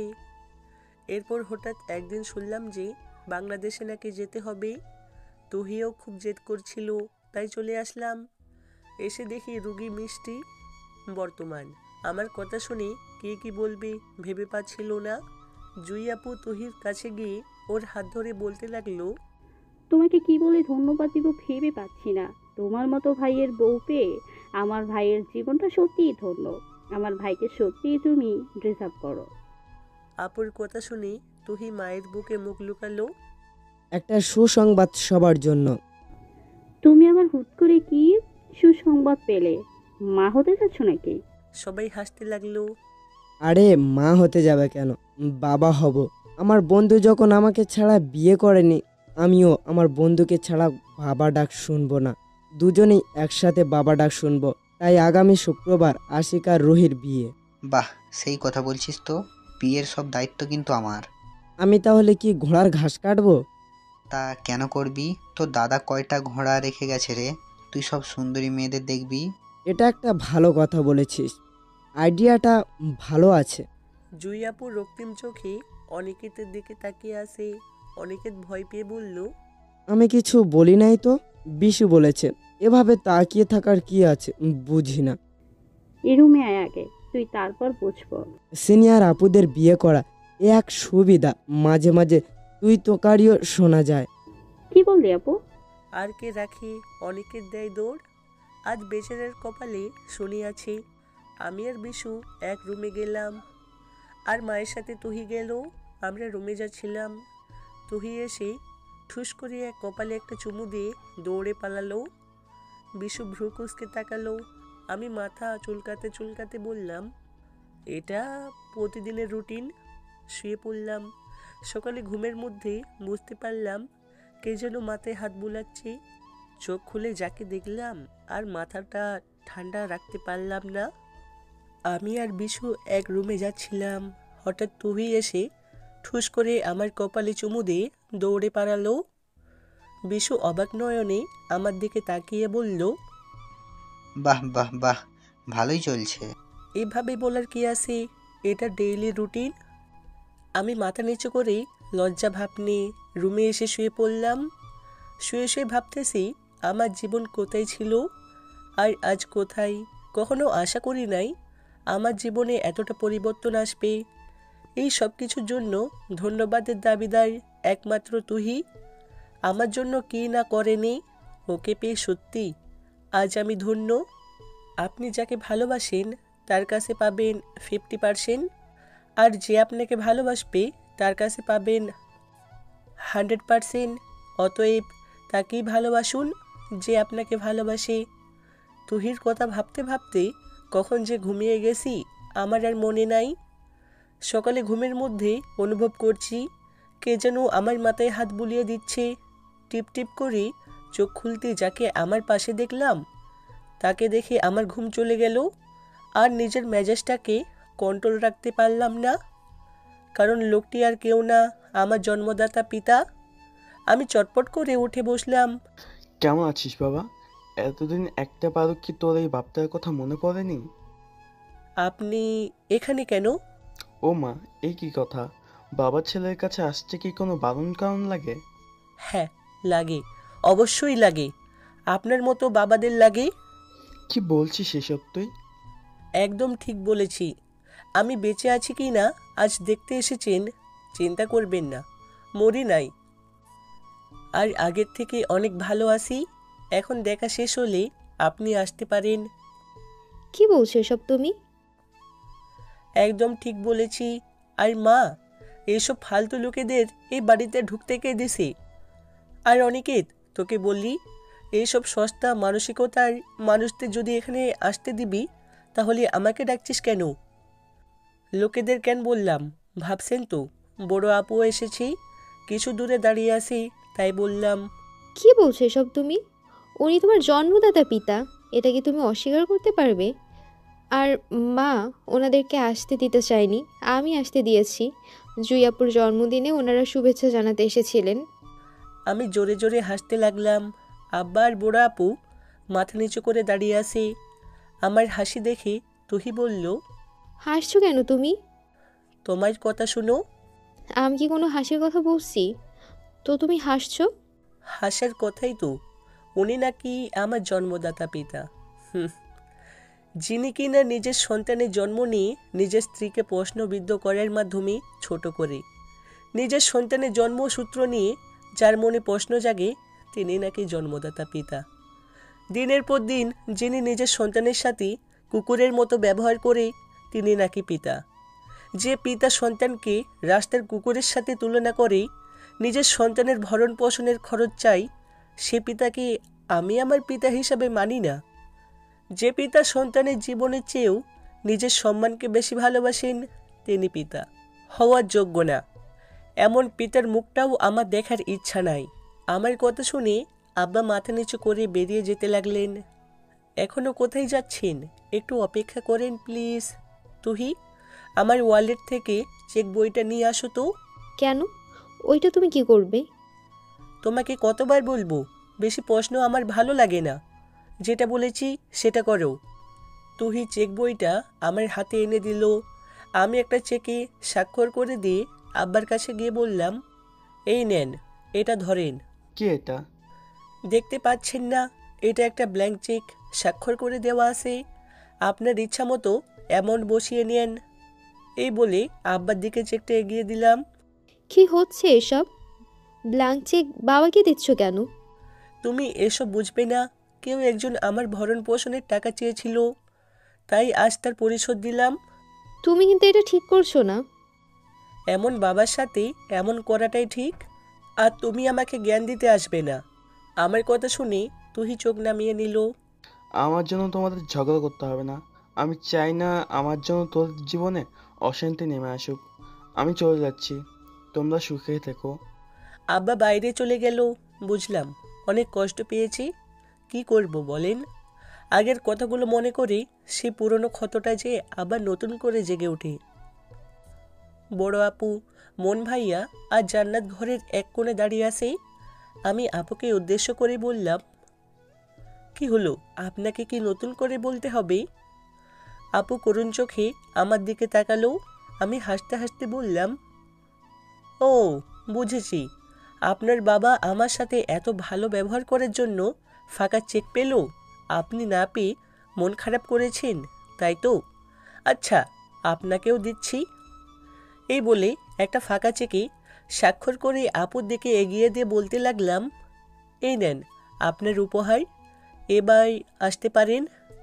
এই কথা বলতেই আপু দৌড়ে আমার কাছে এসে পায়ে পড়ে বলতে লাগলো, আমাকে মাফ করে দে ভাই। এই কি করছেন? পা ছাড়েন। না, ছাড়বো না। যতক্ষণ মাফ করবি না ততক্ষণ ছাড়বো না। আমি না বুঝে তোকে অনেক কষ্ট দিয়ে ফেলেছি ভাই, জানিস? তার জন্য অনেক উপহারও পাইছি। শ্বশুরবাড়িতে সব সময় অবহেলা ছাড়া কিছু পাই নাই। বিয়ের আজ 4 বছর, তবুও নিজের স্বামীর কাছে স্ত্রীর অধিকার পাই নাই। তুই মাফ না করলে হয়তো সারা জীবনও স্ত্রীর অধিকার পাবো না। এই বলে আমার পা ধরে কাঁদতে লাগলো। সবাইকে মাফ করে দিছি, কারো প্রতি আমার রাগ নেই। আর রাগ অভিমান নিজের মানুষের উপর করা যায়? আমি তো কোনোদিন আপনাদের নিজের মানুষ ছিলাম না। এখন আপনি আসতে পারেন। আচ্ছা, শেষ একটা কথা বলি, আমি যদি আপনার সাথে ওই রকম ব্যবহার করতাম, তাহলে আপনি কি আমাকে মাফ করতেন? আপু আমার কথা শুনে উঠে দৌড়ে বেরিয়ে গেল। আমি জান্নাতের কাছে গিয়ে বললাম, কি হয়েছে আপিটার? আমার উপর রেগে আছে? আমাকে ছেড়ে কি চলে যাবে? আমি তোমার মতো নাকি যে ছেড়ে যাব? কখনো ছেড়ে যাব না। আর ছেড়ে যেতে চাইলে ঘাড় মটকাবো। আজ থেকে আমি এখানেই থাকবো। তো এখানে কি আমার জন্য থাকবে নাকি অন্য কারোর জন্য? দূর ভাইয়া, আপনিও না। এই বলে জান্নাত পালিয়ে গেল। মন ভাইয়া অপরাধীর মতো চলে যেতে লাগলো। আমি মন ভাইয়ার হাত ধরে বললাম, কোথায় যাচ্ছেন আপনি? আপনার কাছে আমি কখনো এটা আশা করি নাই। আমার বোন কি এমন ভুল করেছে যে এত কষ্ট দিয়েছেন? আমার বোনের চোখ দিয়ে যেন আর এক ফোঁটা পানি না পড়ে। যদি পড়ে তো যেই হোক, কাউকে ছেড়ে কথা বলবো না। মন ভাইয়া আমাকে জড়িয়ে ধরে বলল, আমাকে মাফ করে দাও ভাই, সত্যি অনেক কষ্ট দিয়ে ফেলেছি। জানো, অনেক কষ্ট পাইছে শুধু তোমার কথা ভেবে। সবসময় কাঁদতো, পারলে মাফ করে দিও। মামা ডাক না শোনা পর্যন্ত মাফ করছি না কিন্তু। আমার কথা শুনে মন ভাইয়া লজ্জা পেয়ে চলে গেল। মা আর তুহি সেই তখন থেকে ঠাই দাঁড়িয়ে আসি। বাবার সাথে এই ব্যবহারটা কি তুমি ঠিক করলে? মায়ের কাছে গেলাম, হাত ধরে বললাম, মা আমি অনেক খারাপ, তাই না? তুমি তো জানো তোমার ছেলে এরকম ছিল না। জানো মা, আমারও ইচ্ছা করে বাবার কোলে মাথা রেখে মায়ের হাতে খাবার খাই। 3 ভাই বোন মিলে অনেক মজা করি। আগের সব কিছু ভুলে আবার আগের মতো হয়ে যাই, কিন্তু পারি না মা। সত্যি বলছি, অনেক চেষ্টা করি কিন্তু পারি না। সেই আগের পুরনো ঘাটা নতুন করে জেগে উঠি। আজ আমি আমার পিতার সাথে আমি অনেক খারাপ ব্যবহার করেছি মা, আমাকে তুমি মাফ করে দিও। আমি তোমাদের ভালো সন্তান হতে পারলাম না মা, তুমি আমাকে ভুল বোঝো না প্লিজ। এইসব বলে মাকে জড়িয়ে ধরে কাঁদতে লাগলাম। তুই মাপ চাচ্ছিস কেন? যে যেরকম করেছে তার জবাবটা তুই দিয়েছিস, আর আমার বাবু আমার কাছে সবার সেরা। তুই চিন্তা করিস না, ফ্রেশ হয়ে নিচে আয়। এই বলে মা চলে গেল। তুহিও মাথা নিচু করে চলে গেল। তুহিও আমাকে ভুল বুঝলো, খুব কান্না পাচ্ছি। তাই বিছানায় শুয়ে বালিশে মুখ গুজে কাঁদতে লাগলাম। হঠাৎ কারো হাতে ছোঁয়া পেয়ে মাথা ওঠাতেই দেখলাম তুহি আমার পাশে বসে আছে। আমার মাথা কোলে নিয়ে বলতে লাগলো, আমাকে মাফ করো তোমার সাথে তর্ক করার জন্য, কিন্তু তুমি একটা কথা চিন্তা করে দেখো, সব ভরণ পোষণের টাকা তো দিলে তোমাকে যে জন্ম দিয়েছে তার মূল্য দিতে পারবে? ওর কথা শুনে আমি কোনো কথা বলছি না। কি হলো, কিছু বলছো না যে? আমার উপরে কি রাগ করছো? এই বলে আমার কপালে ভালোবাসার পরশ এঁকে দিল। একটু পর অনিকেত এসে বলল, তোমাদের রোমান্স করা শেষ হলে খেতে আসো। তুহি লজ্জা পেয়ে উঠে চলে গেল। শালা সবসময় বইয়ের আদর খাওয়ার ধান্দা, লুচ্চা শালা। এই তোর কোথায় ফাটছে রে? আই সেলাই করে দিই। হয়েছে ভাই, তোর কাছে মাপ চাই, এখন ফ্রেশ হয়ে নে। আমি ফ্রেশ হয়ে আগে মিষ্টির খবর নিলাম, এখন নাকি ভালো আসি। হাসপাতালে যেতে চাইলাম, কিন্তু আর যার মন নাই। সবাই মিলে নাস্তা করে নিলাম। বিকেলে সবাই বসে আড্ডা দিচ্ছি। এমন সময় অনিকেতের একজন ফোন দিয়ে যা বলল, তার জন্য আমি মোটেই প্রস্তুত ছিলাম না। নিজের কানকে বিশ্বাস করতে পারছিলাম না। আমি মায়ের পা ধরে বলতে লাগলাম, এইসব আমার জন্য হয়েছে, তুমি আমাকে মাফ করে দাও মা।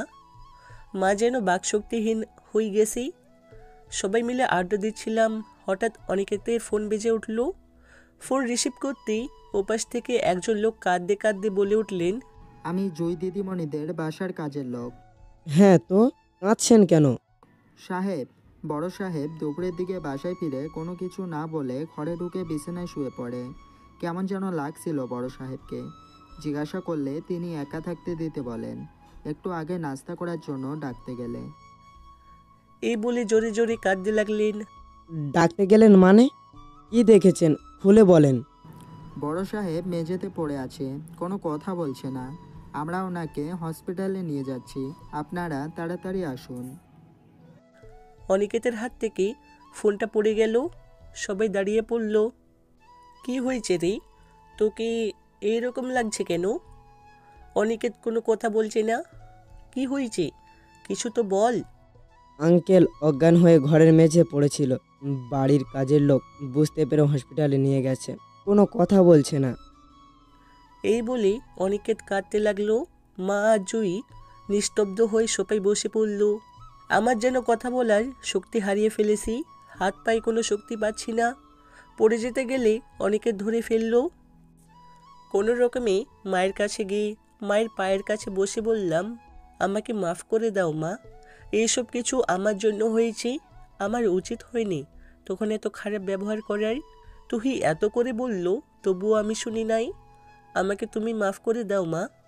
মা কিছুক্ষণ চুপ করে থেকে আমাকে জড়িয়ে ধরে হাওমাও করে কেঁদে উঠলেন। জুই আপু তো আগে থেকে কাঁদতেছিল, তুই আপুকে সামলাচ্ছে। আমি আগেই বলেছিলাম রাগের মাথায় বেশি কথা বলা উচিত না, দেখলে তো কি হলো। আজ যদি বাবার কিছু হয়ে যায় তাহলে তোমাকে কখনো ক্ষমা করব না আমি। নিজের জন্মদাতা পিতাকে যে মৃত্যুর মুখে ঠেলে দিতে পারে তার সাথে আমার কোনো সম্পর্ক নেই। এত কথা বাদ দিয়ে আগে হাসপাতালে চলো, দেখি আঙ্কেল কেমন আছে। ঠিক বলেছিস, গাড়ি বের কর। এরপর গাড়ি নিয়ে চলে গেলাম হসপিটালে। যে হসপিটালে মিষ্টিকে রাখা হয়েছে একই হাসপাতালে আব্বাকেও নিয়ে আসা হয়েছে। আমরা সবাই হাসপাতালে গিয়ে দেখি আব্বাকে ওটিতে নেওয়া হয়েছে, অপারেশন করবে। একজন ডাক্তার বেরিয়ে এসে আমাকে দেখে বললেন, ডাক্তার আশিক, হোয়াইট এ সাসপেন্স। ডাক্তার, রোগীর অবস্থা কেমন? দেখুন স্যার, রোগীর অবস্থা খুব একটা ভালো না। রোগীকে আনতে দেরি করে ফেলেছে। রোগীর বাঁচার চান্স খুব কম। অক্সিজেন নিতে কষ্ট হচ্ছে রোগীর। একজন ডাক্তার হিসেবে বুঝতে পারছেন। আমি ধপ করে চেয়ারে বসে পড়লাম। রোগী, আপনার কি হয়েছে? আমার বাবা হয়। ওহ, তাহলে আসেন। আপনি ওটিতে থাকলে অপারেশন আরও ভালোভাবে হবে। আল্লাহ চাইলে উনি সারভাইভ করতে পারেন। আর দেরি করবেন না। আমার হাত পা যেন কাজ করছে না। মনে কর আঙ্কেলের জীবন এখন তোর হাতে, তুই কি করবি ভেবে দেখ। ওর কথা শুনে আমার এক মুহূর্ত দেরি না করে রেডি হয়ে তুহিসহ ওটিতে ঢুকে পড়লাম। তুহিসহ বাকি ডাক্তাররা আমাকে সাহায্য করছে। দীর্ঘ 1 ঘন্টা 40 মিনিট পর অপারেশন সাকসেস হলো। অপারেশন শেষে যেন আমার মাথা ঘুরতে লাগলো। হঠাৎ পড়ে গেলাম। এরপর কি ঘটেছে আমার মনে নাই। যখন জ্ঞান ফিরল, দেখলাম অনিকেত এক পাশে দাঁড়িয়ে আছে আর তুহি আমার একটা হাত ধরে বসে আছে। আমি ওর হাত থেকে নিজের হাতটা ছাড়িয়ে নিতে বলে উঠল, এখন কেমন লাগছে তোমার? ঠিক আছো তো তুমি? আমি ওর কথা এড়িয়ে অনিকেতকে বললাম, আব্বা এখন কেমন আছে? আলহামদুলিল্লাহ, এখন ভালো আছে। ডাক্তাররা কাউকে এখন দেখা করতে দেয়নি। তুই ঠিক আছিস তো? ভালো আছি। আমাকে একটু ধরে নিয়ে যাবি? আচ্ছা চল। আমি নিয়ে যাই? থাক, কাউকে দরদ দেখাতে হবে না। অনিকেত, তুই কি নিয়ে যাবি? তুই করুণ চোখে আমার দিকে তাকিয়ে আছে। অনিকেত বাধ্য হয়ে আমাকে ধরে নিয়ে গেল আব্বার কেবিনে। কেবিনে ঢুকে দেখি আব্বার জ্ঞান ফিরেছে। ডাক্তাররা চেক করছেন। আমি, মা আর জুই আপুকে ঢোকার পারমিশন দিলাম। বড় আপু আর মন ভাইয়াও বাইরে বসে আছে দেখলাম। একটু পর বড় আপুকে ডেকে পাঠালাম নার্সদের দ্বারাই। মা গিয়ে আব্বার কাছে বসে একটা হাত ধরলো, ধরে কাঁদতে লাগলো। জুই আপু কাঁদতে লাগলো আর বড় আপু এক কোণে দাঁড়িয়ে চোখের পানি ফেলছে। তুমি তো বলেছিলে আমি তোমার কাছে মৃত, আমার কাছে থাকতে তোমার ঘৃণা হয়, তাহলে আজ কেন আসছো? আমার মৃত লাশটাকে দেখতে এসেছো, তাই না? এই কথা বলতেই মা আর জুই আপু আব্বার গলা জড়িয়ে ধরে কাঁদতে লাগলো। এই কি করছেন? রুগীকে প্রেশার দিবেন না। রুগী তো বাচ্চারই কথা ছিল না, ভাগ্যিস ডাক্তার আশিক ছিল, না হলে আমাদের পক্ষে সম্ভব ছিল না রুগীর অপারেশন করানো। আব্বা কিছুক্ষণ পর আমার দিকে তাকিয়ে থেকে বললেন, আমি তো পৃথিবীর সবচেয়ে খারাপ বাবা। তোর সাথে অনেক খারাপ ব্যবহার করেছি, কষ্ট দিয়েছি, মেরেছি, তাহলে আমাকে বাঁচালি কেন? আরও কষ্ট দিয়ে মারার জন্য? সরি, ভুলে তুমি করে বলে ফেলেছি। আব্বার এই কথাগুলো আর সহ্য করতে পারছিলাম না, তাই কেবিন থেকে বেরিয়ে দেওয়ালে মাথা দিয়ে কাঁদতেছিলাম। হঠাৎ কে যেন পেছন থেকে জড়িয়ে ধরে কাঁদতে লাগলো। বুঝতে পারছিলাম না কে, তাই দেখার জন্য পেছনে ফিরে তাকাতে যাকে দেখলাম তার জন্য মোটেও প্রস্তুত ছিলাম না। হ্যাঁ, মিষ্টি আমাকে জড়িয়ে ধরে কাঁদছে। শুধু কাঁদছে বললে ভুল হবে, পাগলের মতো করছে। আমি কি করব ভেবে পাচ্ছিলাম না, তাই ওকে নিজের থেকে ছাড়িয়ে বললাম, এই কে আপনি? আর একজন অপরিচিত কাউকে জড়িয়ে ধরতে আপনার লজ্জা করছে না? আমাকে মাফ করে দে প্লিজ, আমি না বুঝে তোকে কষ্ট দিচ্ছি। এই কে আপনি বলেন তো, আর মাফ চাচ্ছেন কেন? হ্যাঁ, আমাকে চিনতে পারছিস না? আমি তোর মিষ্টি। আমি হা হা করে হেসে দিলাম। হাসছিস কেন তুই? আপনার কথা শুনে আমার নাকি মিষ্টি? আপনি যেই আশিককে চিনতেন সে আশিক অনেক আগেই মারা গেছে। আপনারা সেই আশিককে মেরে ফেলেছেন নিজ হাতে। তারপর এক নতুন আশিকের জন্ম দিয়েছিল একজন, কিন্তু সেই আশিককেও আজ মেরে ফেলল। এই যে আশিককে দেখছেন শুধু উপর থেকে জীবিত, কিন্তু ভেতর থেকে অনেক আগেই মারা গেছে। আজ নতুন করে আর একবার মৃত্যু হলো। কথাগুলো তুহির দিকে তাকিয়ে বললাম। আমার কথা শুনে মাথা নিচু করে কাঁদতে লাগলো। মিষ্টি আমার পায়ে পড়ে গেল। আমাকে মাফ করে দে, আমি না বুঝেই ওই সব করেছি। আমি জানতাম না সত্যিটা। জানাতের সাথে তোকে দেখে খুব কষ্ট হতো, তাই তোকে কষ্ট দিচ্ছি। কিন্তু বিশ্বাস কর, তোকে কষ্ট দিয়ে আমি ভালো ছিলাম না রে। প্লিজ আমাকে মাফ করে দিয়ে আবার তোর বুকে টেনে নে। আমার মতো রাস্তার কুকুরের কাছে মাপ চাইলে আপনার সম্মান নষ্ট হবে। কি করছেন একবার ভেবে দেখেন। একটা চরিত্রহীনের কাছে মাপ চাওয়া কি ভালো দেখায়? আর কি বললেন, এই বুকে ফিরে আসবেন? এই বুকে আর কোনো ভালোবাসা নাই, আছে শুধু কষ্ট। কষ্ট পেতে পেতে এই বুকটা এখন পাথর হয়ে গেছে। তাই আমার চেয়ে ভালো কাউকে খুঁজে নেন। আমি যদি ওই পাথরের মাঝেই আবার ভালোবাসার ফুল ফোটানোর চেষ্টা করি, তার কখনোই সম্ভব না। এই বলে আমি টলতে টলতে হাসপাতাল থেকে বাহির হয়ে অনিকেতের বাসায় আসলাম। তুহিও আমার পিছু পিছু চলে আসলো। আর মিষ্টি ওই জায়গায় বসে কাঁদতে কাঁদতে বলতে লাগলো, আমি তোমাকে নিজের করে নিবই, এতে যা করার তাই করব। বাসায় এসে আমি শুয়ে পড়লাম। আর তুহি অপরাধীর মতো আমার মাথার কাছে মাথা নিচু করে দাঁড়িয়ে আছে। আমি চোখ বন্ধ করে আছি, কোনো কথা বলছি না। তুহি বলে উঠল, মাথায় যন্ত্রণা হচ্ছে, টিপে দেবো? না, লাগবে না, আমি ঠিক আছি, এত দরদ দেখাতে হবে না।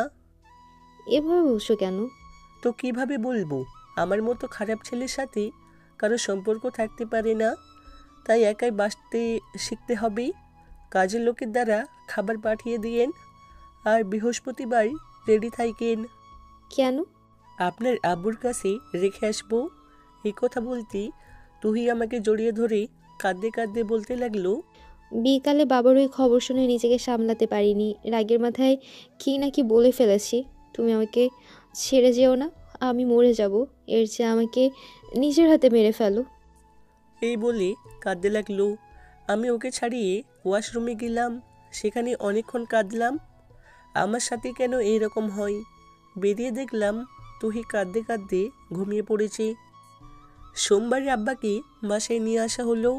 আমি এখন বাসায় সবাই আসি, কিন্তু আমি আব্বার সাথে কথা বলি না। দেখলে মাথা নিচু করে চলে যাই।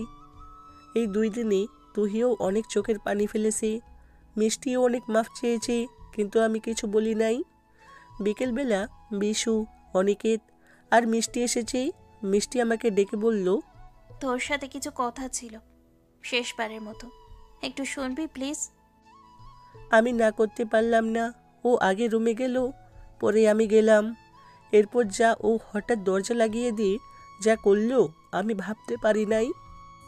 রুমে ঢুকতেই মিষ্টি দরজা আটকে দিয়ে আমাকে বিছানায় ফেলে দিয়ে আমাকে জড়িয়ে ধরলো। উঠতে চেষ্টা করছি কিন্তু পারছি না। এই মিষ্টি, কি করছো? ছাড়ো বলছি। অনেক দিন পর তোকে পেয়েছি, আজ আর ছাড়ছি না। ভালো হবে না কিন্তু। আজকে কি হবে? আজকে তুই আর আমি, আর কেউ আমাদের মাঝে থাকবে না। আমি কোনো রকমে উঠি ওকে ছাড়িয়ে করে ইচ্ছা মতো চোর মারতে লাগলাম। কি পেয়েছো তোমরা আমাকে? হাতের পুতুল, যে যখন পারবে আমার সাথে ভালোবাসার অভিনয় করে চলে যাবে। আমাকে কি মানুষ বলে মনে হয় না তোমাদের? মিষ্টি আমার পায়ে পড়ে কাঁদতে কাঁদতে বলতে লাগলো, আমাকে মাফ করে দাও প্লিজ, ভুল বুঝে তোমাকে কষ্ট দিয়েছি। প্লিজ সব কিছু ভুলে আবার নতুন করে শুরু করি, চলো না। কথা দিচ্ছি কোনো দিন কষ্ট দিব না, একবার শুধু আপন করে নাও। তাই কখনো সম্ভব না। আমি এখন অন্য একজনকে ভালোবাসি, তাই তুমি আমাকে ভুলে যাও। তোকে আপন করে নেওয়ার কোনো ভাবই সম্ভব না। আমি একজনকে নিজের থেকেও বেশি ভালোবাসি। কে সে? কেন, তুই জেনে কি করবি? জানতে হবে না সেই ভাগ্যবান মেয়েটাকে? তুহি, অনেক ভালোবাসি পাগলিটাকে। আচ্ছা, অভিনন্দন। আর তোর জীবনে আসবো না রে, আর আজকের জন্য খুব সরি। আমি কোনো কথা না বলে চলে যেতে লাগলাম। মিষ্টি সেখানেই বসে পড়ল। দরজা খুলেই দেখি আরেক বিপদ। তুহি দরজায় দাঁড়িয়ে আছে। আমার শার্টের কিছু বোতাম খোলা, আর চর মারার কারণে মিষ্টি চুলগুলা এলোমেলো হয়ে আছে। সাথে ওর বুকের ওড়না নেই, আবার মেঝেতে বসে কান্না করছে। এইসব দেখে তুহি হাততালি দিয়ে বলতে লাগলো, বাহ বাহ বাহ, কত সুন্দর সিন চলতেছে তাই না? খুব এনজয় করছো তাই না? আমি বেঠিক সময় এসে আপনাদের মনে হয় অনেক ডিস্টার্ব করলাম। আচ্ছা, আপনারা এনজয় করেন। কি বলছো তুমি এসব? তুমি ভুল ভাবছো। এই বলে ওর হাত ধরতে গেলে ও এক ঝাটকায় হাত সরিয়ে নিয়ে চেঁচিয়ে বলে উঠল, আমাকে স্পর্শ করবেন না। আমি করুণ চোখে ওর দিকে তাকালাম। ইতিমধ্যে অনিকেত, বিশু আর জুই আপু এসে পড়েছে। এই জন্য আপনি আমাকে লন্ডনে পাঠিয়ে দিতে চাইছিলেন তাই না? যাতে আপনি এখানে এনজয় করতে পারেন, তাই তো? তুমি আমাকে ভুল ভাবছো তুহি। Just shut up. আপনার ওই নোংরা মুখে আমার নাম নেবেন না। আপনার নোংরা মুখে আমার নাম শুনতে আবার ঘৃণা লাগছে। আপনার মতো চরিত্রহীন ছেলে আমি জীবনও দেখি নাই। সবার কথা বাদ দিয়ে আপনার কথা বিশ্বাস করেছিলাম, কিন্তু হয়তো তা আমার সবচেয়ে একটা খারাপ সিদ্ধান্ত ছিল। তোর মতো রাস্তার কিটের জন্য আমি আমার বাবাকে কষ্ট দিয়েছি, কিন্তু তার পরিণামে খুব সুন্দর একটা উপহার দিলি। আসলে কথা আছে না, কুকুরের লেজ কখনো সোজা হয় না। তুই সেরকম একটা কুত্তা। তোর মুখটা দেখতেও বমি পাচ্ছে আজকে। আমি কিছুক্ষণ চুপ থেকে বললাম, আজ বেস্ট ফ্রেন্ড হয়ে খুব ভালো একটা উপহার দিলি রে মিষ্টি। আমার গোছানো ভালোবাসাটাকে এক মুহূর্তে তছনছ করে দিলি। আর মাপ চাচ্ছিলিস না। আজকের পর আর জীবনেও কোনোদিন মাফ করব না। আর মিস তুহি মাফ করবেন। আমার মতো একটা চরিত্রহীনের কথা বিশ্বাস করার জন্য পারলে মাফ করবেন। তবে বুকে হাত দিয়ে বলতে পারি, আপনাকে হৃদয় থেকে ভালোবেসেছি। আর জীবনে কোনো দিন আপনাকে আমার মুখ দেখানোর চেষ্টা করব। সবাই ভালো থাকবেন, আর পারলে মাফ করবেন। আমি কাউকে কিছু না বলে বাসা থেকে বেরিয়ে আসলাম। আপনি যে কাজটা করলেন ঠিক করলেন কি? তুহি রেগে বলে উঠল, এই মেয়ে, তোমার কাছে কি ঠিক বেঠিক শিখতে হবে এখন? আর চরিত্রহীন বন্ধুর সাফাই গাইতে এসেছো? এই যে মিস, আপনি না জেনে আশিকে চরিত্রহীন বলতে পারেন না। তো কি বলবো? হ্যাঁ, কি আর বলবেন জানেন, আজ আমি আশিককে রুমে ডেকেছিলাম, ভালোবাসার প্রস্তাব দিয়েছিলাম, কিন্তু একা এক ঘরে পেয়েও আমার শরীর হাত পর্যন্ত লাগায়নি। শুধু একটা কথাই বলেছে, ও তুহিকে ভালোবাসে আর কাউকে ও বুকের জায়গা দিতে পারবে না। আর আপনি তাকেই হাত চরিত্রহীন রাস্তার কুকুর বানিয়ে দিলেন। মিষ্টির কথা শুনে তুহি ধপ করে বসে পড়ল। সত্যি আজ তুমি যা করেছে, একজন তোমার ভাই হিসেবে বলছে, তুমি ঠিক করো নাই। আমার ভাইটা এমনিতেই অনেক কষ্ট পেয়েছে, অনেক অপমানিত হয়েছে। আজকে ওকে এতটা অপমান ওর প্রাপ্য ছিল? আজকে তুমি একটু বেশি করে ফেলছো। তুহি দৌড়ে গিয়ে জুই আপুকে জড়িয়ে ধরে কাঁদতে কাঁদতে বলতে লাগলো, আমি না বুঝে ভুল করে ফেলেছি, আমাকে মাফ করে দেন আপু। আমি ওকে ওইসব বলতে চাইনি, রাগের মাথায় বলে ফেলেছি। অনিকেত ভাইয়া, ওকে ফেরান প্লিজ। আমি ওকে ছাড়া বাঁচবো না। ওকে ফেরান প্লিজ, ও আপনাকে না করতে পারবে না। অনিকেত আর বিশু আমাকে খুঁজতে বেরিয়ে পড়ল, কিন্তু কোথাও পেল না। অবশেষে হতাশ হয়ে বাসায় ফিরল। তুহি ওদের সামনে দৌড়ে গিয়ে বলতে লাগলো, ও কোথায় ভাইয়া? প্লিজ বলেন ও কোথায়? ওকে আপনারা কোথায় রেখে এসেছেন? ওকে আমরা খুঁজে পাই নাই। না, এ হতে পারে না। ও আমার উপর অভিমান করে লুকিয়ে আছে। আমি ওকে খুঁজতে যাব, কাউকে লাগবে না আমার। এই বলে তুহি বেরিয়ে যেতে চাইলে হঠাৎ মাথা ঘুরে পড়ে যায়। জুই আপু ওকে সামলিয়ে নেয়। রাতে ওর জ্ঞান ফিরে আবার কাঁদতে থাকে, কিন্তু আমার কোনো খোঁজ খবর নাই। এইভাবে 3 দিন চলে গেল। এতদিনে মা আব্বা সবাই জেনে গেছে। মা, জুই, তুহি অনেক কান্না করছে।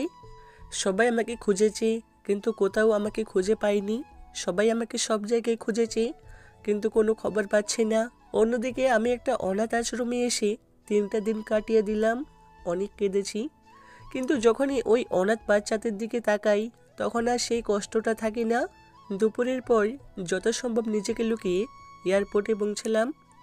গন্তব্য আবার সেই স্বপ্ন পূরণের শহর লন্ডন। সময় থাকায় একটা চেয়ারে বসে নিউজ পেপার পড়তে লাগলাম। হঠাৎ একটা নিউজে চোখ আটকে গেল। নিজের চোখকে যেন বিশ্বাস করতে পারছিলাম না। চোখ থেকে অশ্রু গড়িয়ে পড়তে লাগলো। নিজেকে আর সামলে রাখতে পারলাম না। উঠে দৌড়াতে লাগলাম, আর নিজের চোখ দিয়ে পানি পড়ছে। কত জায়গায় যে হোঁচট খেয়ে পড়েছি তার কোনো ঠিক নাই, তবুও উঠে দৌড়াচ্ছি। কারণ নিউজটি ছিল।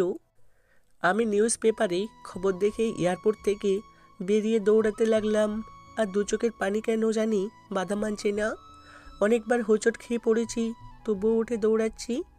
শরীরের অনেক জায়গায় ছিলে গেছে, কিন্তু সেদিকে আমার খেয়াল নেই। আমি শুধু দৌড়াচ্ছি। আপনারা হয়তো ভাবছেন যে নিউজ পেপারে কী ছিল, তাই তো নিউজ পেপারে বড় করে লেখা ছিল, লন্ডন থেকে আগত মহিলা ডাক্তার তুহি চৌধুরীর সুসাইড করার চেষ্টা, আশঙ্কাজনকভাবে হাসপাতালে। আমি দৌড়াচ্ছি আর আল্লাহ তাআলাকে ডাকছি, হে আল্লাহ, তুমি তো অনেক পরীক্ষা নিলে, আর নিও না প্লিজ। আল্লাহ, আমার তুহিকে যেন কিছু না হয়। আল্লাহ, তুমি আমার ভালো থাকার শেষ সম্বলটুকু কেড়ে নিও না। এইসব বলছি আর দৌড়াচ্ছি। অবশেষে হাসপাতালে পৌঁছে গেলাম। ভেতরে গিয়ে চারপাশে ছোটাছুটি করছি, কিন্তু খুঁজে পাচ্ছি না। অনেক ছোটাছুটির পর দেখতে পেলাম একটা ওটির সামনে বিশু আর অনেকের দাঁড়িয়ে আছে। ওদের কাছে গিয়ে জিজ্ঞাসা করলাম, তুহি কেমন আছে এখন? তুই কোথায় আছিস? আগে আমার কথার উত্তর দে, তুহি কেমন আছে এখন? ও ভালো আছে তো? আমার কথা শুনি অনিকেত আর বিশু মাথা নিচু করে ফেললো। ওরা কিছু বলছে না। কি হলো, কথা বলছিস না কেন? আর কোথায় তুহি? বিশু হাতের ইশারায় ওটিতে দেখিয়ে দিল। আমি ভিতরে গিয়ে ঢুকলাম। আমাকে দেখে কয়েকজন ডাক্তার বেরিয়ে গেল। এরপর যা দেখলাম আমি আর নিজেকে ধরে রাখতে পারলাম না। আমার সামনে ওটির বেডে একজনকে শুয়ে রাখা হয়েছে। আর অবাক করার বিষয় হলো, গোটা শরীরে সাদা কাপড়ে মোড়ানো। আমি কাছে গিয়ে কাঁপা কাঁপা কণ্ঠে মুখের উপর থেকে কাপড় সরাতে দেখতে পেলাম তুহির ঘুমন্ত চেহারাটা। ওকে দেখে চমকে কয়েক পা পিছিয়ে গিয়ে ওর দিকে ছলছল চোখে কিছুক্ষণ তাকিয়ে থেকে আস্তে আস্তে ওর কাছে গেলাম। গিয়ে ওর মাথায় হাত বোলাতে বোলাতে বলতে লাগলাম, কি গো, আমার উপর রাগ করে আসো? আমার উপরে অনেক অভিমান জমেছে, তাই না? আমার উপরে অভিমান করে আসো, ঠিক আছে, কিন্তু কথা বলছো না কেন? তুমি জানো না তোমার সাথে কথা না বলে থাকতে পারি না? এই 3 দিন যে কিভাবে ছিলাম সেটা আমি আর আল্লাহ তাআলা ভালো জানেন। কি গো, উঠবে না? ওঠো তো, আমরা বাড়ি চলে যাব।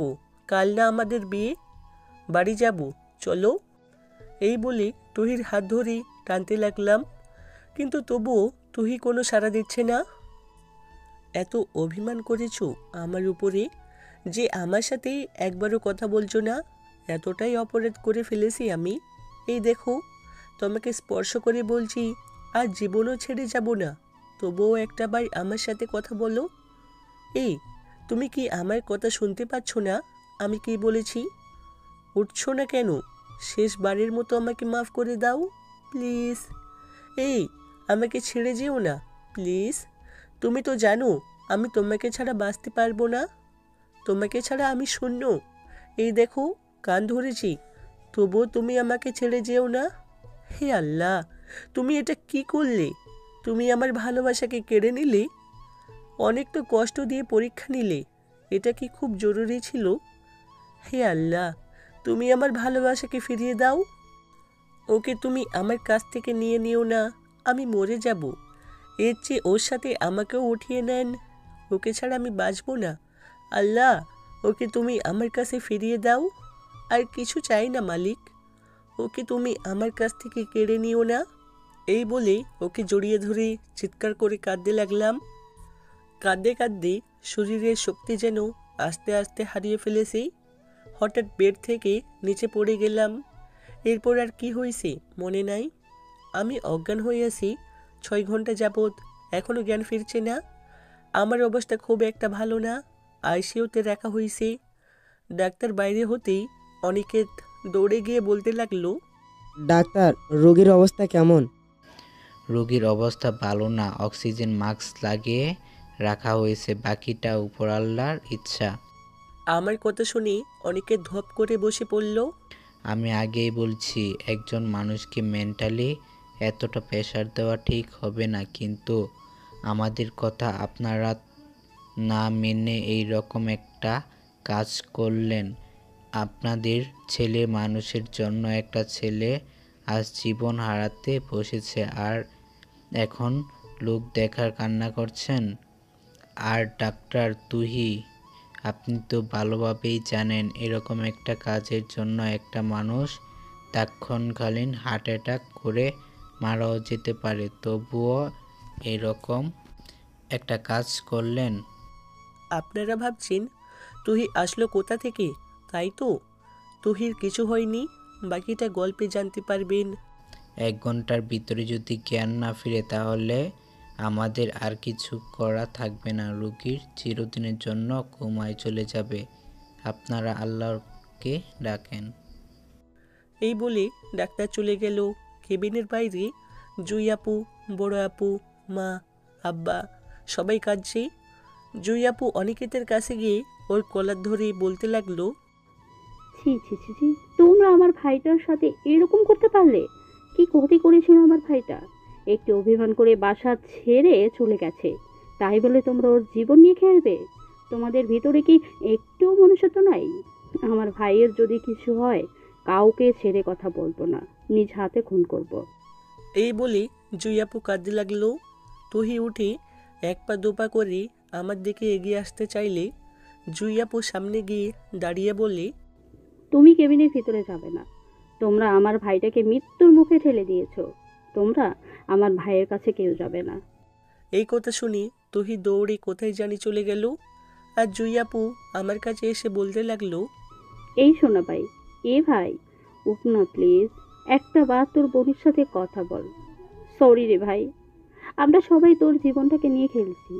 ও ভাই, বাইরে এভাবে চলে যাস না প্লিজ, সইতে পারবো না রে, মরে যাব। প্লিজ একটা বার ফিরে আয়। এই বলে জুই আপু আমার একটা হাত মুঠায় নিয়ে কাঁদতে লাগলো। অন্যদিকে তুহি হাসপাতালে নামাজ পড়ার জায়গায় নফল নামাজ পড়ে 2 হাত তুলে দোয়া করতেছে আর বলতেছে, হে আল্লাহ, পরম দয়ালু, পরম করুণাময় সৃষ্টিকর্তা, আমি তোমার এক পাপী বান্দা, তোমার দরবারে আজ 2 হাত তুলেছি। তুমি আমার দোয়া কবুল করে নাও আল্লাহ। তুমি তো রহিম, তুমি তো রহমান। এই পৃথিবীর সব কিছুই তো তোমার জানা। এই পৃথিবীর হাজার হাজার মিটার নিচে একটা যদি পিঁপড়া থাকে, কেউ না জানলেও তুমি সেটা জানো। হে পরম করুণাময়, আমার জীবনটা আজ মৃত্যুর সাথে পাঞ্জা লড়ছে। এই সব কিছুর জন্য আমি দায়ী। তুমি আমার ভালোবাসাকে ফিরিয়ে দাও আল্লাহ। ওর বদলে তুমি আমাকে উঠিয়ে নাও, তবুও তুমি ওকে ভালো করে দাও রে মাবুদ। আমি আর কিচ্ছু চাই না, তুমি শুধু ওকে ভালো করে দাও। এই বলে তুহি জায়নামাজে কাঁদতে লাগলো। প্রায় 50 মিনিট পর বিশু দৌড়ে গিয়ে বলল, আপু তাড়াতাড়ি আসেন, আশিকের জ্ঞান ফিরেছে। এই কথা শুনে তুহি দৌড়ে আমার কেবিনে চলে আসলো। এসে কেবিনের দরজায় দাঁড়িয়ে আমাকে দেখছে আর চোখের পানি বিসর্জন দিচ্ছে। তুহির উপস্থিতি টের পেয়ে জুই, মা, বাবা, বড় আপু সহ সবাই বাইরে বেরিয়ে আসলো। ভিতরে যাও। তুহি মাথা নিচু করে কেবিনে প্রবেশ করলো। কিছুক্ষণ দুজনের মধ্যে নীরবতা বিরাজ করলো। এরপর আমি বললাম, এখানে এসেছেন কেন? এই কথা বলার সাথে সাথে তুহি আমার পায়ে পড়ে কাঁদতে কাঁদতে বলতে লাগলো, আমাকে মাফ করে দাও, আমি বুঝতে পারি নাই তোমার এতটা ক্ষতি হবে। তুমি বাসায় ফিরছো না, আবার তোমার ফোন বন্ধ, তোমাকে খুঁজে পাওয়া যাচ্ছিল না। তোমাকে না পেয়ে আমি পাগল হয়ে গিয়েছিলাম। শত চেষ্টা করেও তোমার খবর পাচ্ছিলাম না। তাই তোমাকে বাসায় ফেরাতে অনিকেত আর বিশু ভাইয়াই প্ল্যান করে। কিন্তু বিশ্বাস করো, আমি জানতাম না যে তোমার এত বড় ক্ষতি হবে। তুমি আমাকে মাফ করে দাও। ও এই ব্যাপার, ওই শালারাও এর সাথে যুক্ত। একবার শুধু সুস্থ হতে দে, তারপর বোঝাবো। হইছে, পা ছাড়ুন। না, ছাড়বো না। যতক্ষণ তুমি মাফ না করবে ততক্ষণ পা ছাড়বো না। আচ্ছা মাফ করলাম, এখন পা ছেড়ে সামনে আসো। তুহি পা ছেড়ে গিয়ে আমার সামনে এসে মাথা নিচু করে দাঁড়ালো। এখন কি এই চরিত্রহীনটাকে একটু বুকে জড়িয়ে নেওয়া যায়? এই কথা বলতে দেরি নাই, তুহি হুমড়ি খেয়ে আমার বুকে শক্ত করে জড়িয়ে ধরে বলতে লাগলো, আমাকে মাফ করে দাও। আমি তোমাকে ভুল বুঝেছি, অনেক বাজে কথা বলেছি। চাইলে তুমি আমার জীবও কেটে দাও, আমাকে মেরে ফেলো, তবু আমাকে ছেড়ে যেও না। মরে যাব তোমাকে ছাড়া। কে ছেড়ে যাবে? আর কোনোদিন ছেড়ে যাওয়ার কথা বললে হাত পা ভেঙে রেখে দেব। আমার কথা শুনে তুহি আমাকে আরও শক্ত করে জড়িয়ে ধরে কাঁদতে লাগলো, আর আমি সান্ত্বনা দিতে লাগলাম। কিছুক্ষণ এভাবে থেকে শান্ত হলো। কিছুক্ষণ পর অনিকেত এসে বলল, রেডি থাকো তোমরা, রাত পেরোলেই তোমাদের বিয়ে। বিয়ের কথা শুনে তুহি আমার বুকে মুখ লুকালো। বুঝি না এই মেয়ে মানুষ এত লজ্জা কোথায় রাখে। পরের দিন শুক্রবার যথানিয়মে আমাদের বিবাহ সম্পন্ন হলো। দুজনে বাসর ঘরে বসে আছি। অনিকেত আর বিশু একটা বক্স দিয়ে চলে গেল, কোনো কিছু বলল না। বক্সটা গিফট পেপারে মোড়ানো। বক্সটা খুলে দেখি একটা সাদা পাঞ্জাবি আর একটা সাদা শাড়ি, তার সাথে একটা চিঠি। চিঠিতে লেখা, প্রিয় আশিক, জানি এখন তুমি বাসর ঘরে বসে আছো। আজকের দিনটা নিয়ে কত আশা ছিল জানো, কিন্তু পোড়া কপাল আমার। সবার ভাগ্যে কি সব কিছু থাকে বলো? সব আমার জন্যই হয়েছে। আচ্ছা এইসব বাদ দে, তোদের জন্য অনেক শুভকামনা রইল। আর এই যে শাড়ি আর পাঞ্জাবি দেখছিস, এটা আমাদের জন্য কিনেছিলাম, কিন্তু আমার তো আর পরা হলো না, তোরা পরিও। আর আমি আমেরিকা চলে যাচ্ছি, ভালো থেকো, আল্লাহ হাফেজ। ইতি।